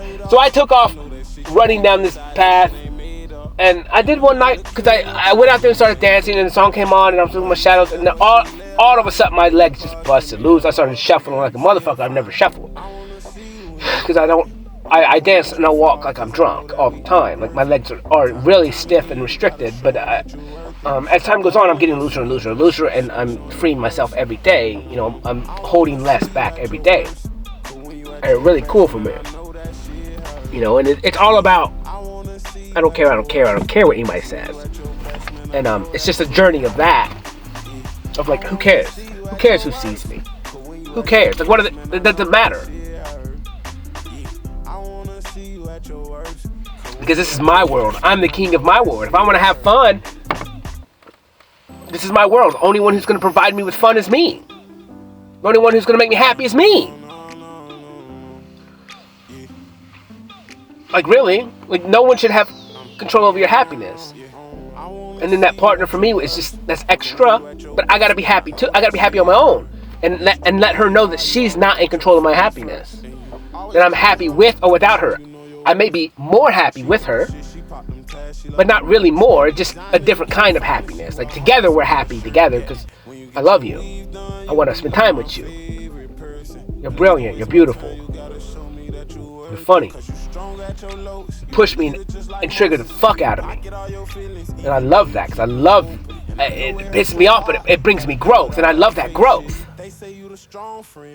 Like, I went to the drum lesson yesterday, man, and I walked in there and we were talking. It's almost like a therapy session for me. And I think for him, I think he really likes, he told me, so I was playing drums and he's like, dude, he stopped me. He's like, dude, the way that you focus and work through stuff, like, I love it. Like, it's crazy. Because he'll watch me and I get pissed. I get so fucking mad. Because I'm trying to drum and find these rhythms and patterns with my body, and I get so angry in the inside. And but that fuels me. I take it instantly and just fucking focus harder and harder and harder. And like, it was funny when he said it, because I was like, this is me always, with every aspect of my life. In everything that I do, I focus this hard, I get this fucking pissed, and then I focus and focus and focus, and then I break whatever problem and learn. And he was like, yeah, he's like, yeah, this stuff probably wouldn't take you very long if you just practice. Like, I know, dude. I was like, I fucking know. I just, for some reason, I haven't been practicing. Like, it's always something else. Like, I go. And I feel bad. And I told him, I was like, I feel like shit that I keep coming in here, but it's like, also at the same time, I'm paying you, so it really doesn't fucking matter. Like, we could do this forever as long as I pay you, really. Unless you just feel bad that I'm not progressing. But I am progressing in the sense, but just not with the reading of the music and stuff. But whatever. So like I said, a couple months ago, someone said, Cody talks a lot of shit, and so that I didn't think about that for a long time, and then it came up one night. But it was always in my head. It was always in my head. It was a picture-in-picture as soon as it was said, and so it was in my subconscious the whole time. But for me, like, that is just like, that's the push that I need, right? It hurts me. It cuts me to the core. But I understand that's what I do to people, and that is love. And I don't care if it was love or not from her, but or just plain. And I think it was just that. But I take things to heart, because I've just been a tender-hearted fucker forever, and just took everything to the core, because I was already thought less of me, and so it just fucking destroyed me. And so, like, I'm thinking in my head in the pictures the whole time for months. And then the other day, like, I was like, well, I talked last week, and it came out in that talk, and I was like, evidently it's been on me that long, but it's like, it kept fueling me, and it kept fueling me to, like, produce for myself. That, like, and now I need, like, real tangible productions. Like, I know I'm doing a lot of stuff, but it's like, now it's just like, okay, well, I just gotta keep going, and I just gotta keep going, I gotta keep going, and I gotta own my talk, and understand that everything that I am saying is for a specific reason, and I gotta stick to it, or I gotta change it, or if something was wrong that I said, or then I need to correct it. And to me, it's like, to be pushed, like, I need it. And I know in time, I think the only aspect of why it frustrates me now, it's just because maybe because, like, we're apart, but it, like, once we're together, like, that I'll understand, like, well, you're saying that for a reason, and it's because I need to be pushed, and that's just your personality and stuff. And so for me, it's fine, but, like, it doesn't mean it still won't beat at my head, and because it's input from outside sources. And like I told him, I was like, I wouldn't care if anyone else said it. I was like, but she said it, and maybe I'm a little blinded in that, like, where if your mom and dad say something to you, like, you kind of have they have a little bit of, like, control, power over you, and they can manipulate and trick you that way. Like, so you get turned into a child when your dad and mom say something. I mean, not me, but you give them power. And so when people say stuff that are over you, then you give them power, because you let those things affect you. And that's kind of the concept there. The only thing is, like, I look back at it, I'm like, dude, this is perfect. I needed it. This is the words that I needed to continue my growth. Like, I needed that push. I needed it. It's not positive, it's not negative. It's exactly what I needed. And it affected me in the exact way that it needed me to grow. And then, like, I owned it. I was like, well, yeah, I do talk a lot of grandiose stuff.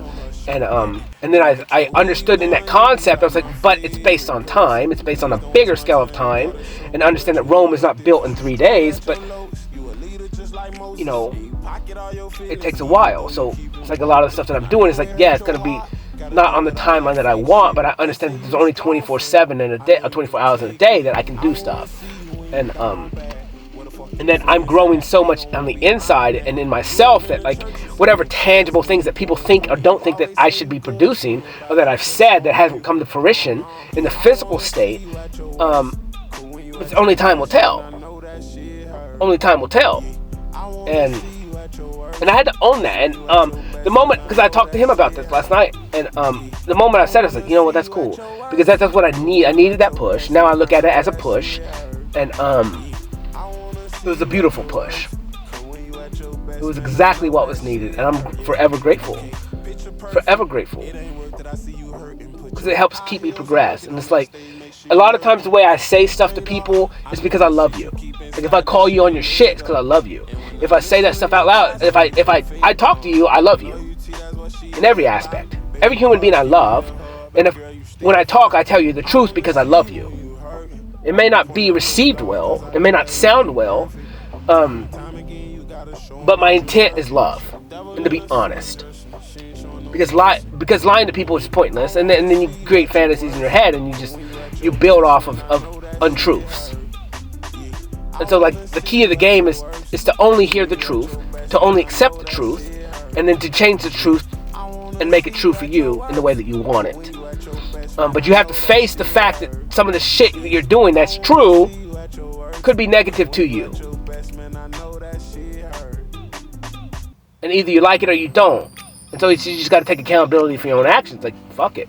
You like to go get high all the time? Like, at least own the shit. Don't worry about anybody else. You want to go prostitute yourself? Have fun. Who cares? If it makes you happy, do it. You know, I mean, for a spell in my life,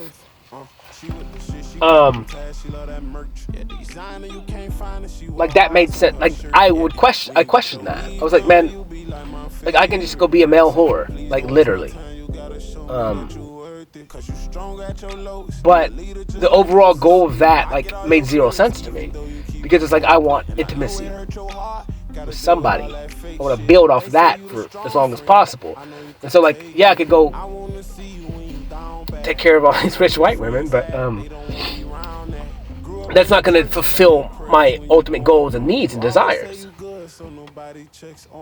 So I mean, I deliberated through that a lot, a whole lot, and I kind of deliberated now, because it is enticing to me, but it's like I don't.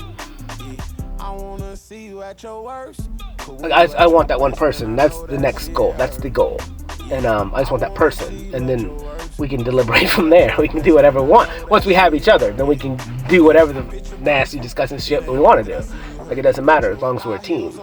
And that's the point. Like that's the point. Because like when I keep talking, and this is why I keep talking this way. It's because the nasty, disgusting shit that you guys do with each other, like as long as you agree upon it, like there's no judgment in that. Like because you guys are consenting adults, then like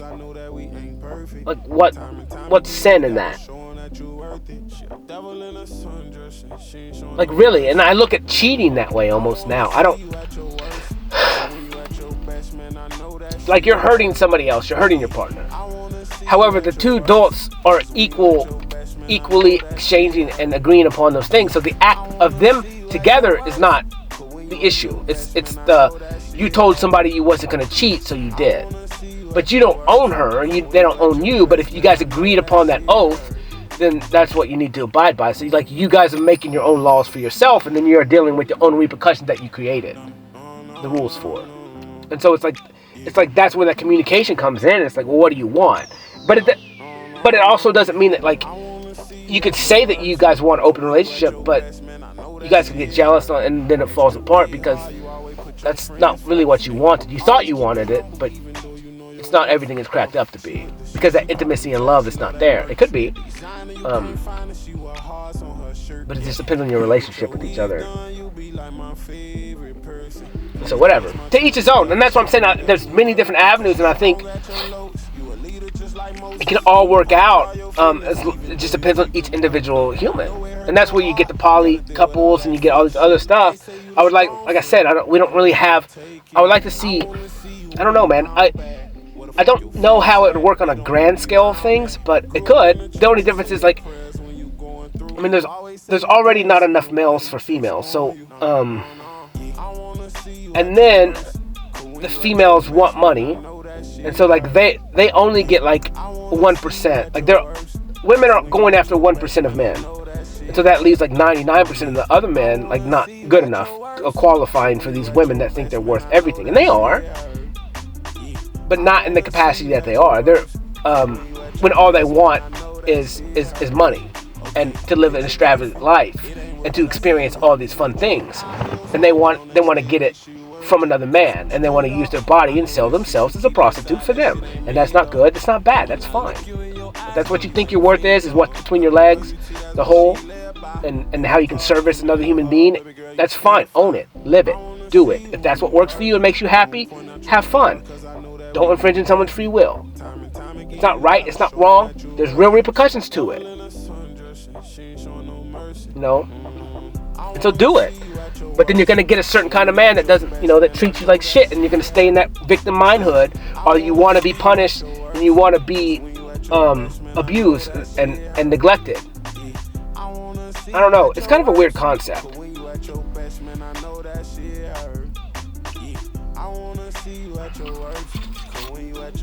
But like I said, it's just because men and women, they don't understand balance.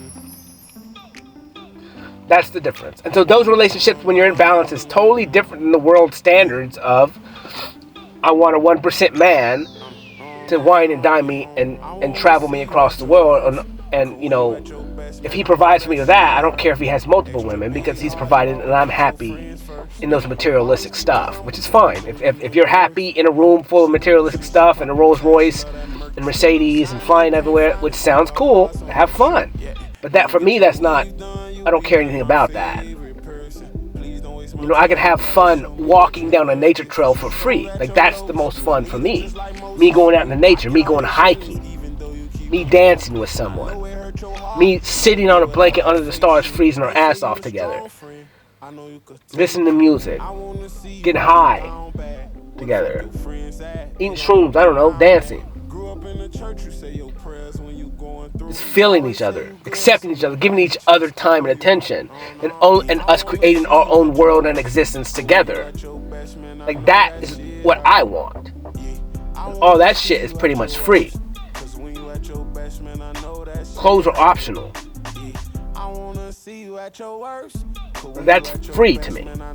We can create together. Her loves whatever she loves and desires and wants to create, whatever she's into, and then me, and we can combine that and make one big production itself. And so I could be in my flow state, and she could be in her flow state, and we could be in each other's flow state together, which is total ecstasy, which is infinity and beyond.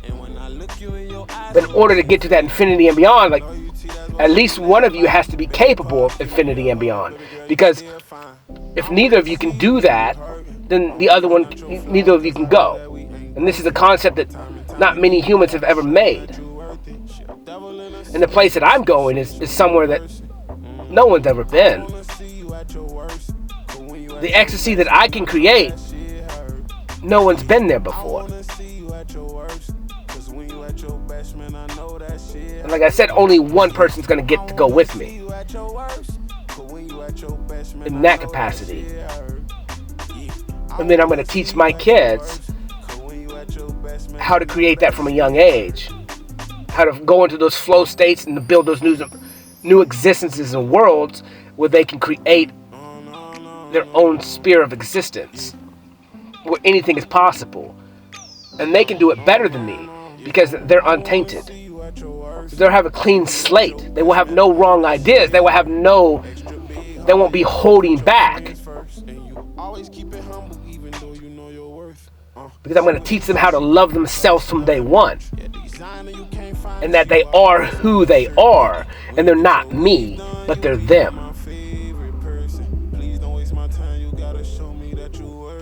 and that they have feelings and to listen to them.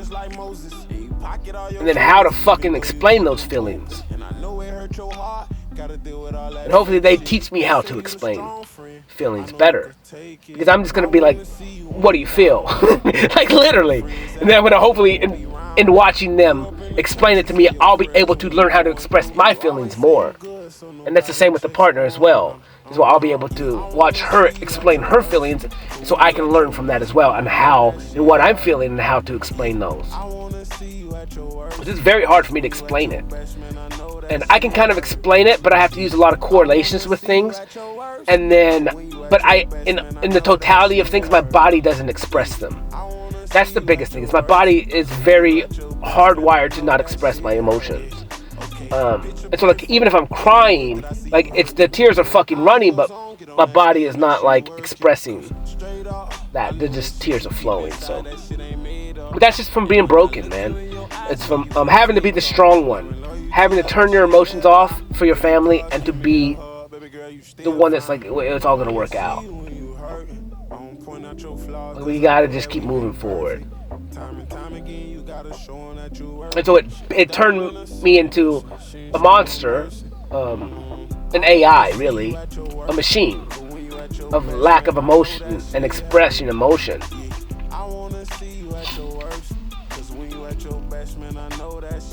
But whatever, dude. Today was sick. Today was cool. 1:55, 47. So I'm probably gonna talk just a little bit longer, not much more.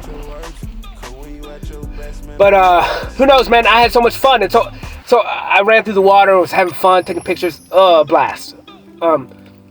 Shot out of there because I knew the sun goes over the hill, goes over these trees, and I can't see the sunset. So I jumped in my truck real quick, ran down the road to another park where I can see the sunset go down. I missed it, and the sun was already down by the time I got there. But I got there and took some pictures and stuff and had fun. And I was like, listen to music, and everything is perfect, like I said. And the music sparks emotions. The music sparks ideas. The music sparks memories in the past of me creating, and each song is tied to an energy signature and experience of me creating. And then whatever emotions and stuff or battles that I had to face, or I was facing in those creations itself, they're brought back up, and then I can look at them again and reevaluate them, and then look at it from a further distance away to learn more from, and to be even more grateful for the knowledge that I have now from those past experiences that I couldn't see at the time that I had them. But I knew that they needed to be faced, and I overcome a little bit, and then more and more every day as time goes on. And everything is so beautiful. I was just dancing back and forth, like dancing and having fun. And between the drive between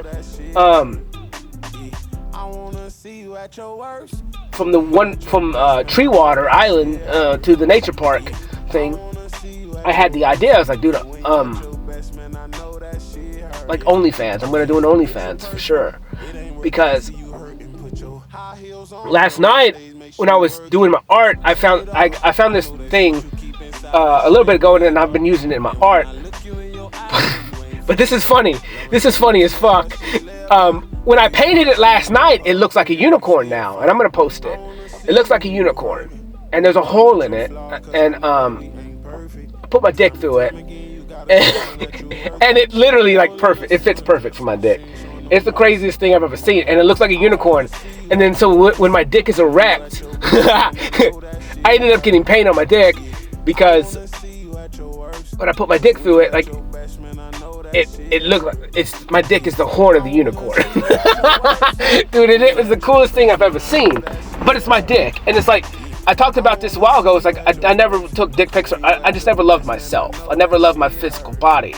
And so like, this is an aspect of me growing and loving my physical body too, where I have to accept it is whom I am. I'm this tall, my skin is this color, I got these traits, this is my dick. My name is Divine, and it's ultimately a representation of my dick. But it's multifaceted, but whatever. And so in that concept last night, I was like, well, shit. I was like, I gotta do it now. Like, I gotta do it now, because I don't see anything wrong with it. Because consenting adults will agree upon pain. or not, but I gotta put it in a place that, well, it's not infringing on someone's free will, where someone has to pay to see my art. And being that we have shadow sides, everyone has shadow sides, and art is the physical body as well, and expression and sex and all that stuff is art. It's love, in aspects of it. I mean, obviously some of it's animalistic, but in the totality of things, it's a program, but all aspects of existence is love. So, yeah. But the whole thing is like all these items that I find outlined, like everything fits me perfect. This is the only reason why I even did it, was because I was like, my hand fits around this thing in every aspect. Like there's marks just for my fingers. The distance between my hands and all that is the length of this thing. Like everything is perfect. The big staff that I have, my big serpent staff, is my staff from previous before. I'll call it, it's like Moses' staff, but it's mine. But we're not going to talk about that. It's like that concept. It's a relic, I guess you would call it. It's a power generator source. Like it can control energy. It can control my energy. It intensifies it. It's just like a rod, a lightning rod, kind of, sort of. It can harness energy, and it's mine. And I've found these things as I progress through time. And it's the same with the crystals and the rocks that I find. Like everything fits together in a puzzle, and they all fit in certain scenarios, and it's multifaceted. It's in many different ways. I painted like 4 or 5 pictures, and I take all these trinkets and stuff and put them together, and they all fit perfect. Like a puzzle, like literally, like a puzzle. Like a mind-bending, like mind-breaking, like brain teaser puzzle. Like that's how all these materials fit together. Like it makes fucking zero sense, other than it makes all the sense in the same. And like that's my reality. It's like these things based on my logic make fucking zero sense. The way that things work out, the way that I meet people, the way that my clocks work. I have 2 different times going on at all times. And like my truck clock says one thing and it's a couple hours behind or 4, it just depends. And then my phone clock is something else. And then I have another phone that's on a different time. So I'm actually on 3 different times. And I live within those 3 different times, but it doesn't really matter because I live in the now. And that just lets me know that time in itself doesn't fucking exist. It doesn't matter. It's a rudimentary idea that man created, where the cycle of the sun and the moon is real. Because the cycle of the moon and the sun brings life and it brings death. Like it goes through real cycles in the earth. And that's real.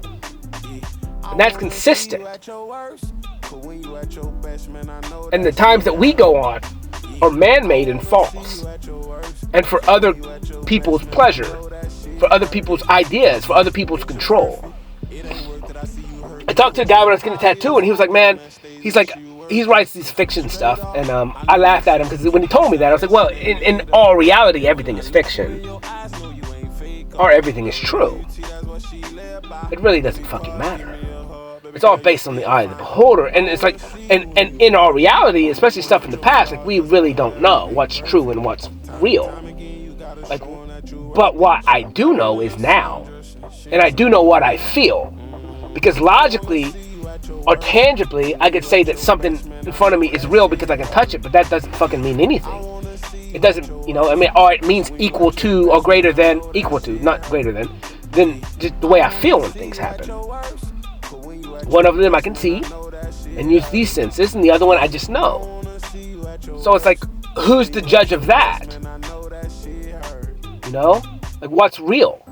And it's like, well, whatever's real is whatever I deem to be real.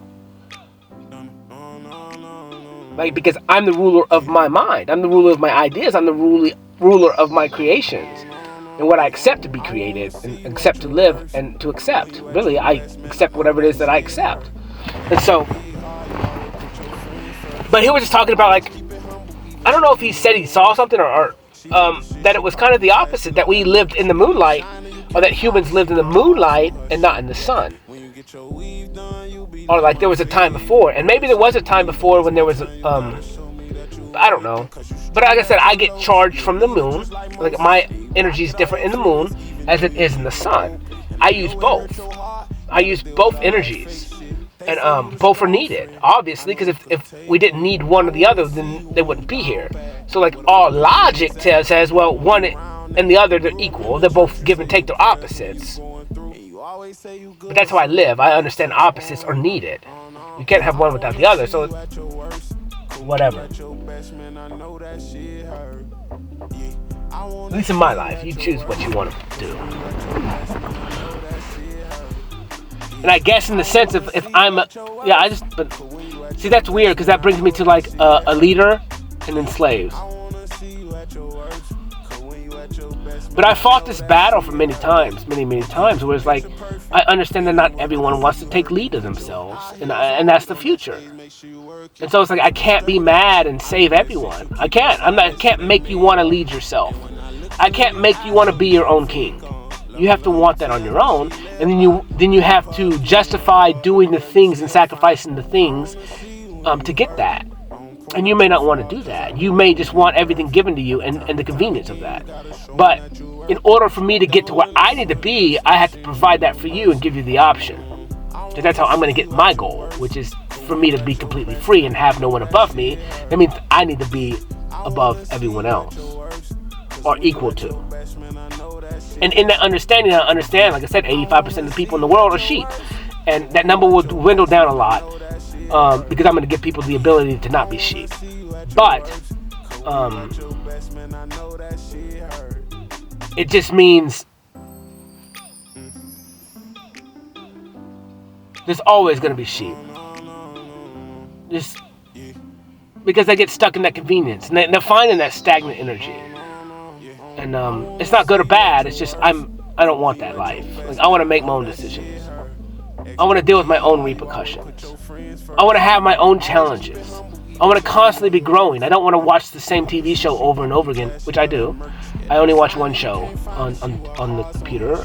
I watch Bay Bugs, and it's a Grand Theft Auto role-playing server, and he makes me laugh so much. And it's funny. It's hilarious to me. And it's actually not that bad because some of the other servers, like the Pixels, and like the Twitch stuff, like it's really outrageous and stupid because they just go straight like vulgar with it, and they're not like super good scenarios. They're like really violent scenarios, and they're just not entertaining to me. Some of them are funny as shit, but they're not super entertaining. Like, I can't watch it on a consistent basis. Like, it's just not entertaining. But Bay Bugs, I've been watching for years, and I just put, like, when I'm doing something, I just put him on the screen. I don't even listen to it anymore. I've watched every episode. I know them all. And, like, a ton of them. And, he's just funny. I like him. He's a good dude, man. He's good at what he does. It's the creation part. I was thinking about this the other night, about the creation that he creates when he steps into those characters, and it's a beautiful concept because he's still him. And there's a few characters that he has that he changes his voice and stuff for, but even in those concepts, he's still kind of the same person. Then I look at myself that way, where it's like, even in all these personalities that I have, I'm still the same person. Like, at the root, I'm still IVEA. I could have a blunt side, I could have a mean side, I could have a compassion side, I could have a beta bitch side, I could have a dominant side. Like, all these sides of me are me. And I accept all of them. And it's just what's needed in that scenario at the time. You know, and it kind of talks about me being, like, I posted the Cinderella song, which I've been listening to that song for a year. I'm a Cinderella. And it's like, I knew who I was. And I've done this the whole time. Well, I've kind of hid who I was, but it was because I had to go through it and learn. And so it's like, it's not anybody's fault that they saw me as something different, because it was real. I mean, Cinderella thought she was that too. But Cinderella was always a princess. Always. She was always the princess. Like, she was born a princess. She was just raised in a scenario that didn't allow her to... She was never taught that. And so, like... even after midnight, what it says, like even after midnight, she's still Cinderella. She may have lost her clothes. Her fairy godmother gave her, for that time. But it's like it's not the clothes that makes her a princess. It's like she's the princess because that's who she is. It's not the outward appearance. Even though she thought that's what it was, and she thought she was just playing a scenario, then she was just like, oh, I can't go to the ball unless I have this. And then the fairy godmother showed up and was like, well, here it is. And it just gave her a little confidence boost into whom she really was. Like, she was already those things. And then she went and danced with the king or the prince, and like he saw her as that. That's who he saw. But he didn't really see her clothes. He saw her. He felt her. He danced with her. Her energy, her vibration, her love, her presence, who she was.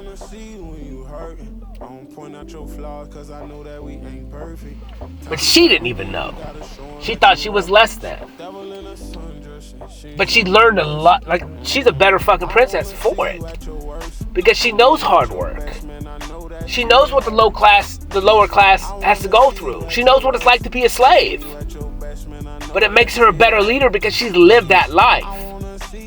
So once she became a princess and she got to rule, now she understands all of it. And she can be humble for all of eternity because she lived that life. She was meek. Even though she was a queen the whole time. It makes her vulnerable. It allows her to be able to understand what the rest of the world's going through. And then she understands that when she gets up high as a queen, that no one's got shit on her. Because she's lived both. She's lived without. She doesn't fucking need this shit. She found out a way to sing and enjoy life as a fucking slave. So all this extravagant bullshit that everyone else materialistically loves and thinks makes them better, like she's like, you're just a human. And you're a dick.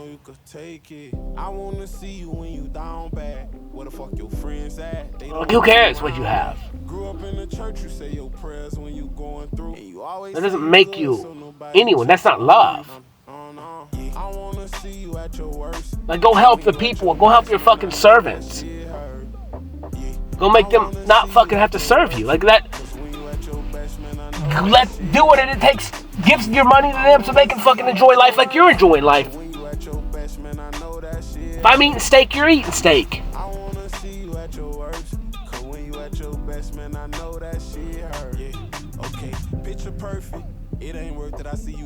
If I'm capable of having all this money and stuff, then you're gonna have this money and stuff because I'm you and you're me. If I'm creating these scenarios of existence and life and getting truly engulfed in existence and having so much fun and love myself, like I'm gonna do everything in my power to teach you what I know. Because I want you to be happy like me. I don't want you to live like I used to. I don't want you to have nothing but shame and guilt for yourself. Not think you're worth fucking anything. Not think you're attractive. Not think anyone can love you. Not think that you're worthy of people's time. And that you're less than everyone.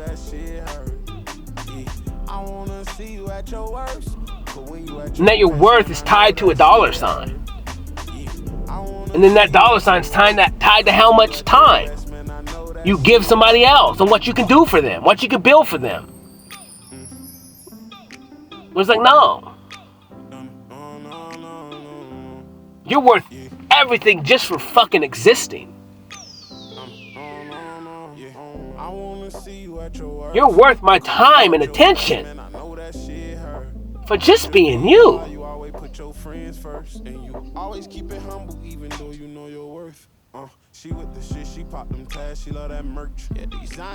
Just be you. The real you. Without people telling you what to do. Or who to be. Or what you gotta have. What kind of shoes you wear. What kind of bag you got? What kind of phone you got? You got the latest iPhone 14. Who cares? Who fucking cares? I got a watch, iPhone watch. Who cares? I got this, I got that. Who cares? Good for you, man. This doesn't tell me anything about you. It just tells me you sacrifice time for these things. That's all it tells me. You're away from your family to get these things. You're a slave to somebody else to get these things. That's what it tells me. It doesn't tell me nothing about you. Other than you're not your own boss. And maybe you are. You know, maybe you're CEO of something great. Cool, man. You deserve those things. You work hard. But to me, it's like, whatever. Are you helping other people in return? Like, that's the point. How are your employees taken care of? Are they family? Or do you use and abuse them and fire them because you know you can hire somebody else for cheaper?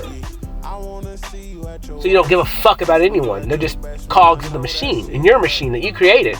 To each his own. But it's like, why would I want someone to be less than me? Why would I want someone, family, be struggling that I'm in control, that I have power over, or I have the means to help? Like, that makes zero sense.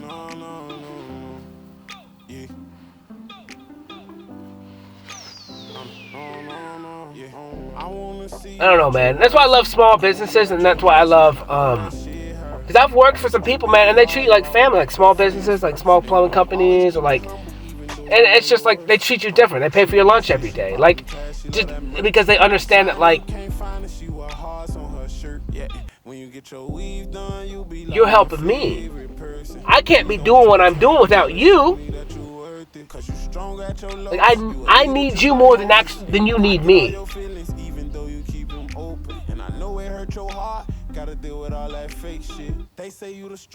And so ultimately, I just want you to be the best version of you. I want you to be better than me. I want you to leave my company at some point in time, or run it, or be comfortable, have enough money, and not have headaches. You know?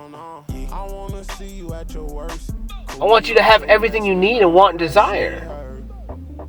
And if that means I have to have less materialistic stuff that really doesn't make me happy, then I can provide you a higher wage so you can actually just take care of your family.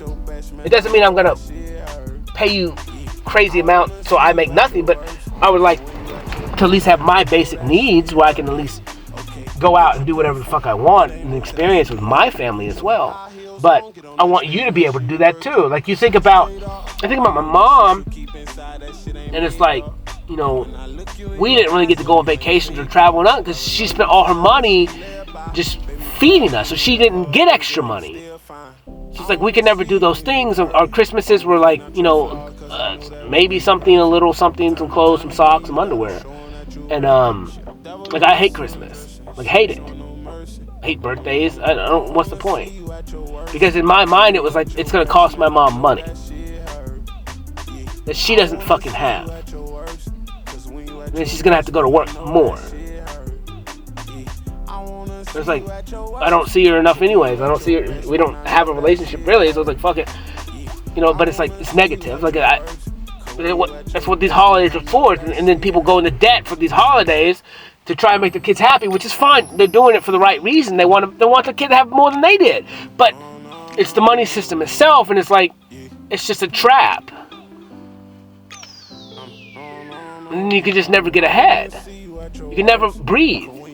You're suffocating your whole fucking life. And then we have a pandemic of suffocation. Because it's just a buildup of resentment from the money system on us this whole time. It's just, it came into a physical form of reality. Of what we've all been living in and what this money system has done to us. Fucking suffocate us. That's what the pandemic was. It was our mental struggles being projected into a tangible thing, into reality. And we got it because it was the built-up of resentment, and the world, the collective, on a big scale, agreed upon it and created it with our imaginations. Like literally, we brought this on ourselves, but it was a manifestation of our tormented minds. And that's the power of imagination itself, and what we feel, and that's the imagination of us. Like, that's how strong we are. If you imagine it can happen, if you put your time, attention, and focus in it. And then in a big scale like that, it was just a collective consciousness of humans, all of us agreeing upon that, and it tipped over the scale and it made it real. You think about the Dark Ages, you think about all those times. The times were so bad before the fucking Dark Ages. Before the disease ran rapid. That's the point. We all created it on ourselves. We created our own choline. We did it to ourselves.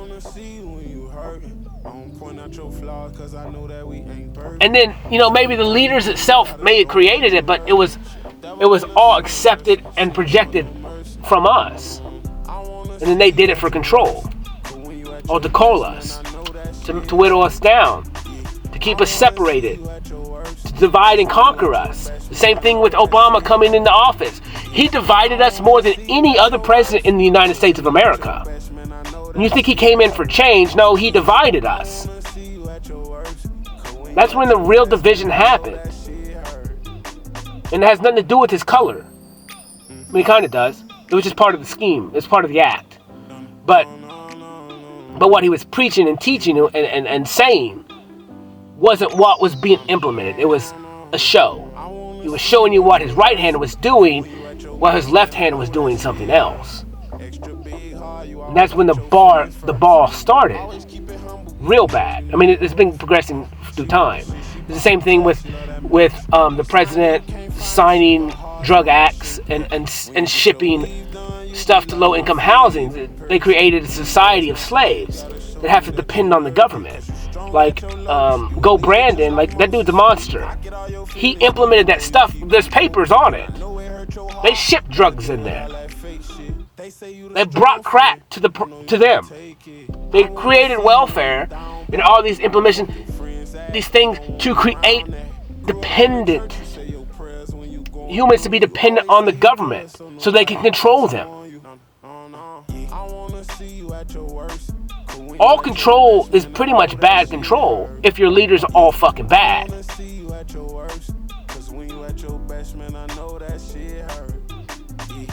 Because they only care about themselves.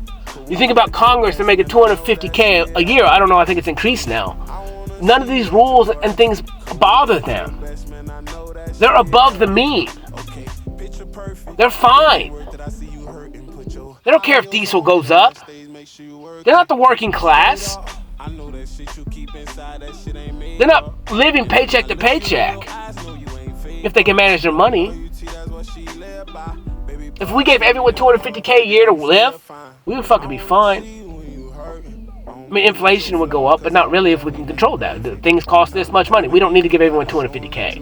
But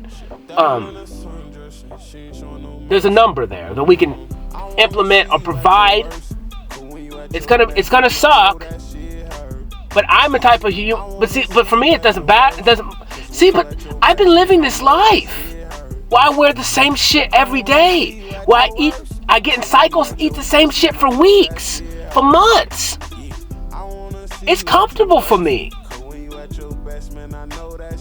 I don't mind trying new things. That's what I'm living now. But it's like, it's possible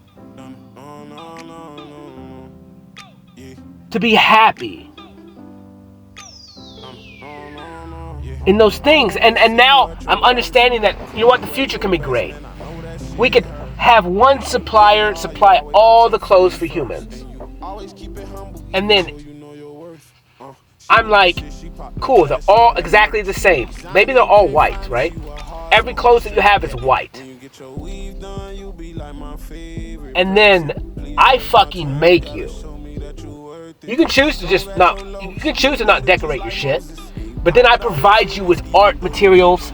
I provide you with whatever the fuck you want. and you can put your own fashion on it. Like, that's your expression. But we all have the same base clothes, and it's free. It's provided. You don't have to worry about it. But then you can express yourself however you want, and then that solves that problem. And then it makes you give yourself time. Like, I'm controlling you and saying you have to fucking do this because this is good for you. You have zero choice. Go lock yourself in the fucking room and paint your shit. Express yourself how you want to express yourself. I don't give a shit. But it's good for you. Give yourself time. Focus on yourself. And then, you know, the same thing with the house. Like, boom, the house is yours. I'll give you beds, whatever. And then you can have as much art stuff as you want. And you can paint it however you want. Who cares? Make it yours. Same thing. Vehicles. All the same. Express it however you want. Change it every week. Plastic did that shit. But it's free. Everyone gets the same phone. Express it.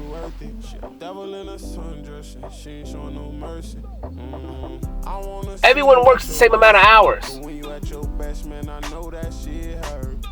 Everyone does the same, maybe a different job, but we gotta have real jobs to provide food and stuff like that, and to build these clothes and companies. But we only need a few companies, and the companies are us, because the companies are providing for us. They're just integrated in the system itself, and we don't have to compare anybody.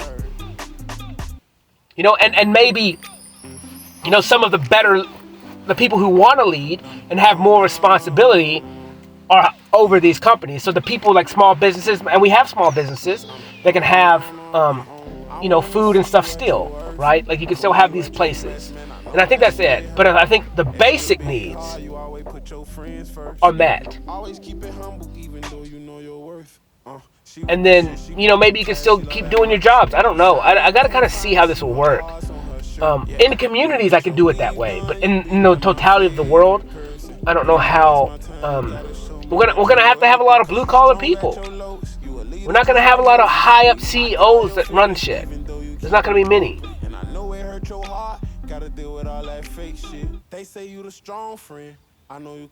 And there could be a lot, I guess. I don't know. Who knows? I don't know. I'm trying to think. There's still gonna be small businesses. We're not gonna have big businesses. We're not gonna have fucking Walmarts. We're not gonna have all this shit. So nobody checks on you. I wanna see you at your worst. When you at your best, man. You know, and then we're gonna have basic supplies of food, maybe, or water, or food, or maybe we'll have farms and stuff and stores. But there's only gonna be select items, you know.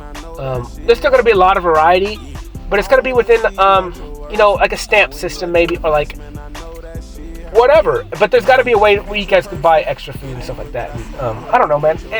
We'll see. We'll see how it goes. We'll kind of get rid of a lot of conveniences to have more time to explore the world, to explore our families, to spend time with our families and to love them. You know, that's what it's about, experience. Like, I talked to a guy the other day. He's like, dude, I see my kids 30 minutes in the morning and maybe 3 hours at night. He's like, I don't get to raise my kids. And I'm like, I know, bro. Like, it's disgusting. It's like, what's the point of having kids? You don't even get to raise them. So they're just a cog in the machine being raised by our government, who is making more cogs in the machine, making more slaves to fulfill their needs. And so it's like, so I gotta break all that system and then implement something that everyone finds halfway acceptable and can get on board with, and understand, like, when I'm giving you all your time back and you only have to work a couple days a week or something like that, or a couple hours, or however this system's gonna work. It's probably like a flex system where you work like straight up firefighter style, like 1 on and 24 off or something, or like 8 hours or 6 hours. Not a whole day, really. I think a couple hours a day for each person. Like, you got to work to just get the basic needs provided. Like, whatever it is that we need to do, just keep the area clean. Go, you know, and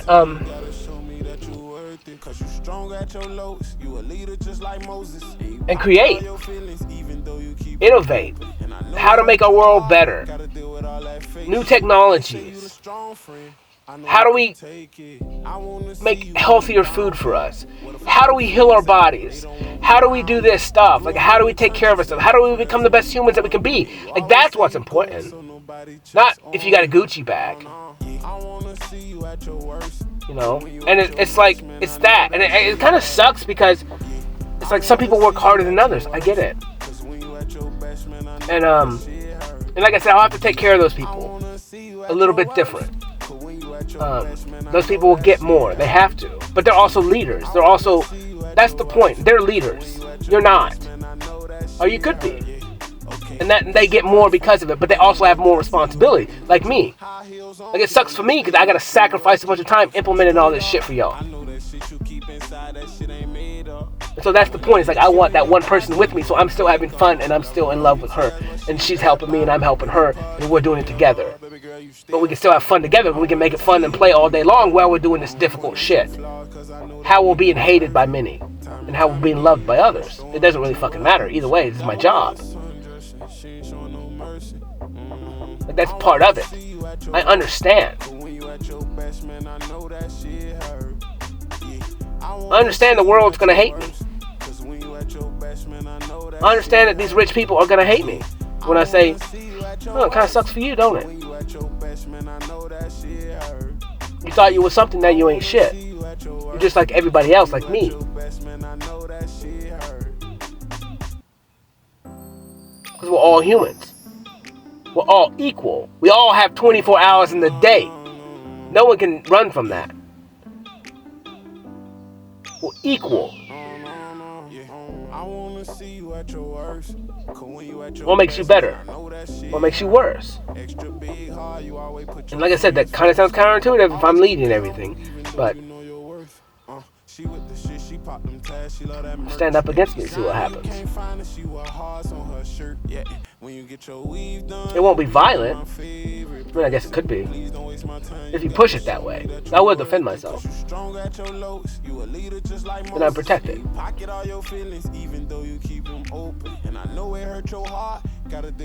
Because the road that I'm on is difficult. And it's been long in the works.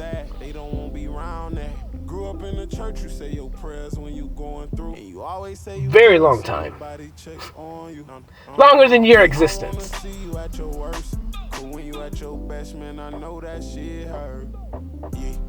The greatest game of ever.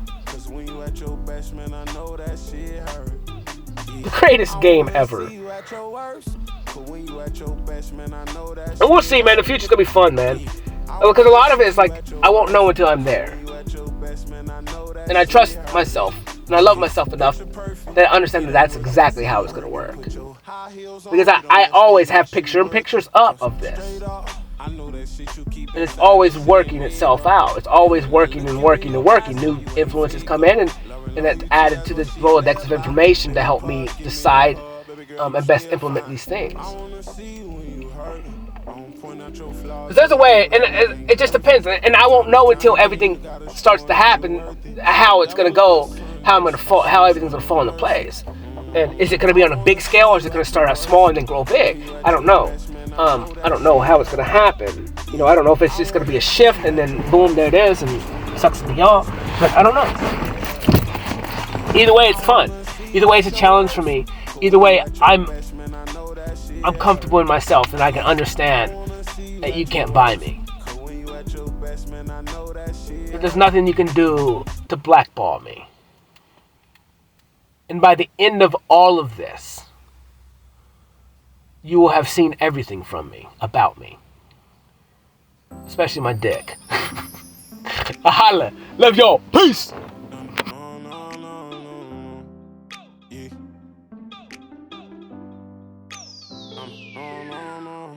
I wanna see you at your worst. Cause when you at your best, man, I know that shit hurt. Extra big heart, you always put your friends first. And you always keep it humble, even though you know your worth. She with the shit, she pop them tags, she love that merch. Yeah, designer, you can't find it, she wear hearts on her shirt. Yeah, when you get your weave done, you be like my favorite person. Please don't waste my time, you gotta show me that you worth it. Cause you strong at your lowest, you a leader just like Moses. And you pocket all your feelings, even though you keep them open. And I know it hurt your heart, gotta deal with all that fake shit. They say you the strong friend, I know you could take it. I wanna see you when you down bad. Where the fuck your friends at? They don't wanna be around that. Grew up in the church, you say your prayers when you going through. And you always say you good, so nobody checks on you. No. Yeah. I wanna see you at your worst. Cause when you at your best, man, I know that shit hurt. Yeah. I wanna see you at your worst. Cause when you at your best, man, I know that shit hurt. Yeah. I wanna see you at your worst. Cause when you at your best, man, I know that shit hurt. Yeah. I wanna see you at your worst. Cause when you at your best, man, I know that shit hurt. Yeah, okay, picture perfect. It ain't worth it, I see you hurting. Put your high heels on, get on that stage, make sure you work it. Cause straight up, I know that shit you keep inside, that shit ain't made up. And when I look you in your eyes, know you ain't fake on. Love and loyalty, that's what she live by. Baby, pause, give me a hug. Baby girl, you still fine. I wanna see you when you hurting. I don't point out your flaws, cause I know that we ain't perfect. Time and time again, you gotta show 'em that you worth it. She a devil in a sundress, and she ain't showing no mercy. I wanna see you at your worst. Cause when you at your best, man, I know that shit hurt. Yeah, I wanna see you at your worst. Cause when you at your best, man, I know that shit hurt. Yeah, I wanna see you at your worst. Cause when you at your best, man, I know that shit hurt. Yeah, I wanna see you at your worst. Cause when you at your best, man, I know that shit hurt.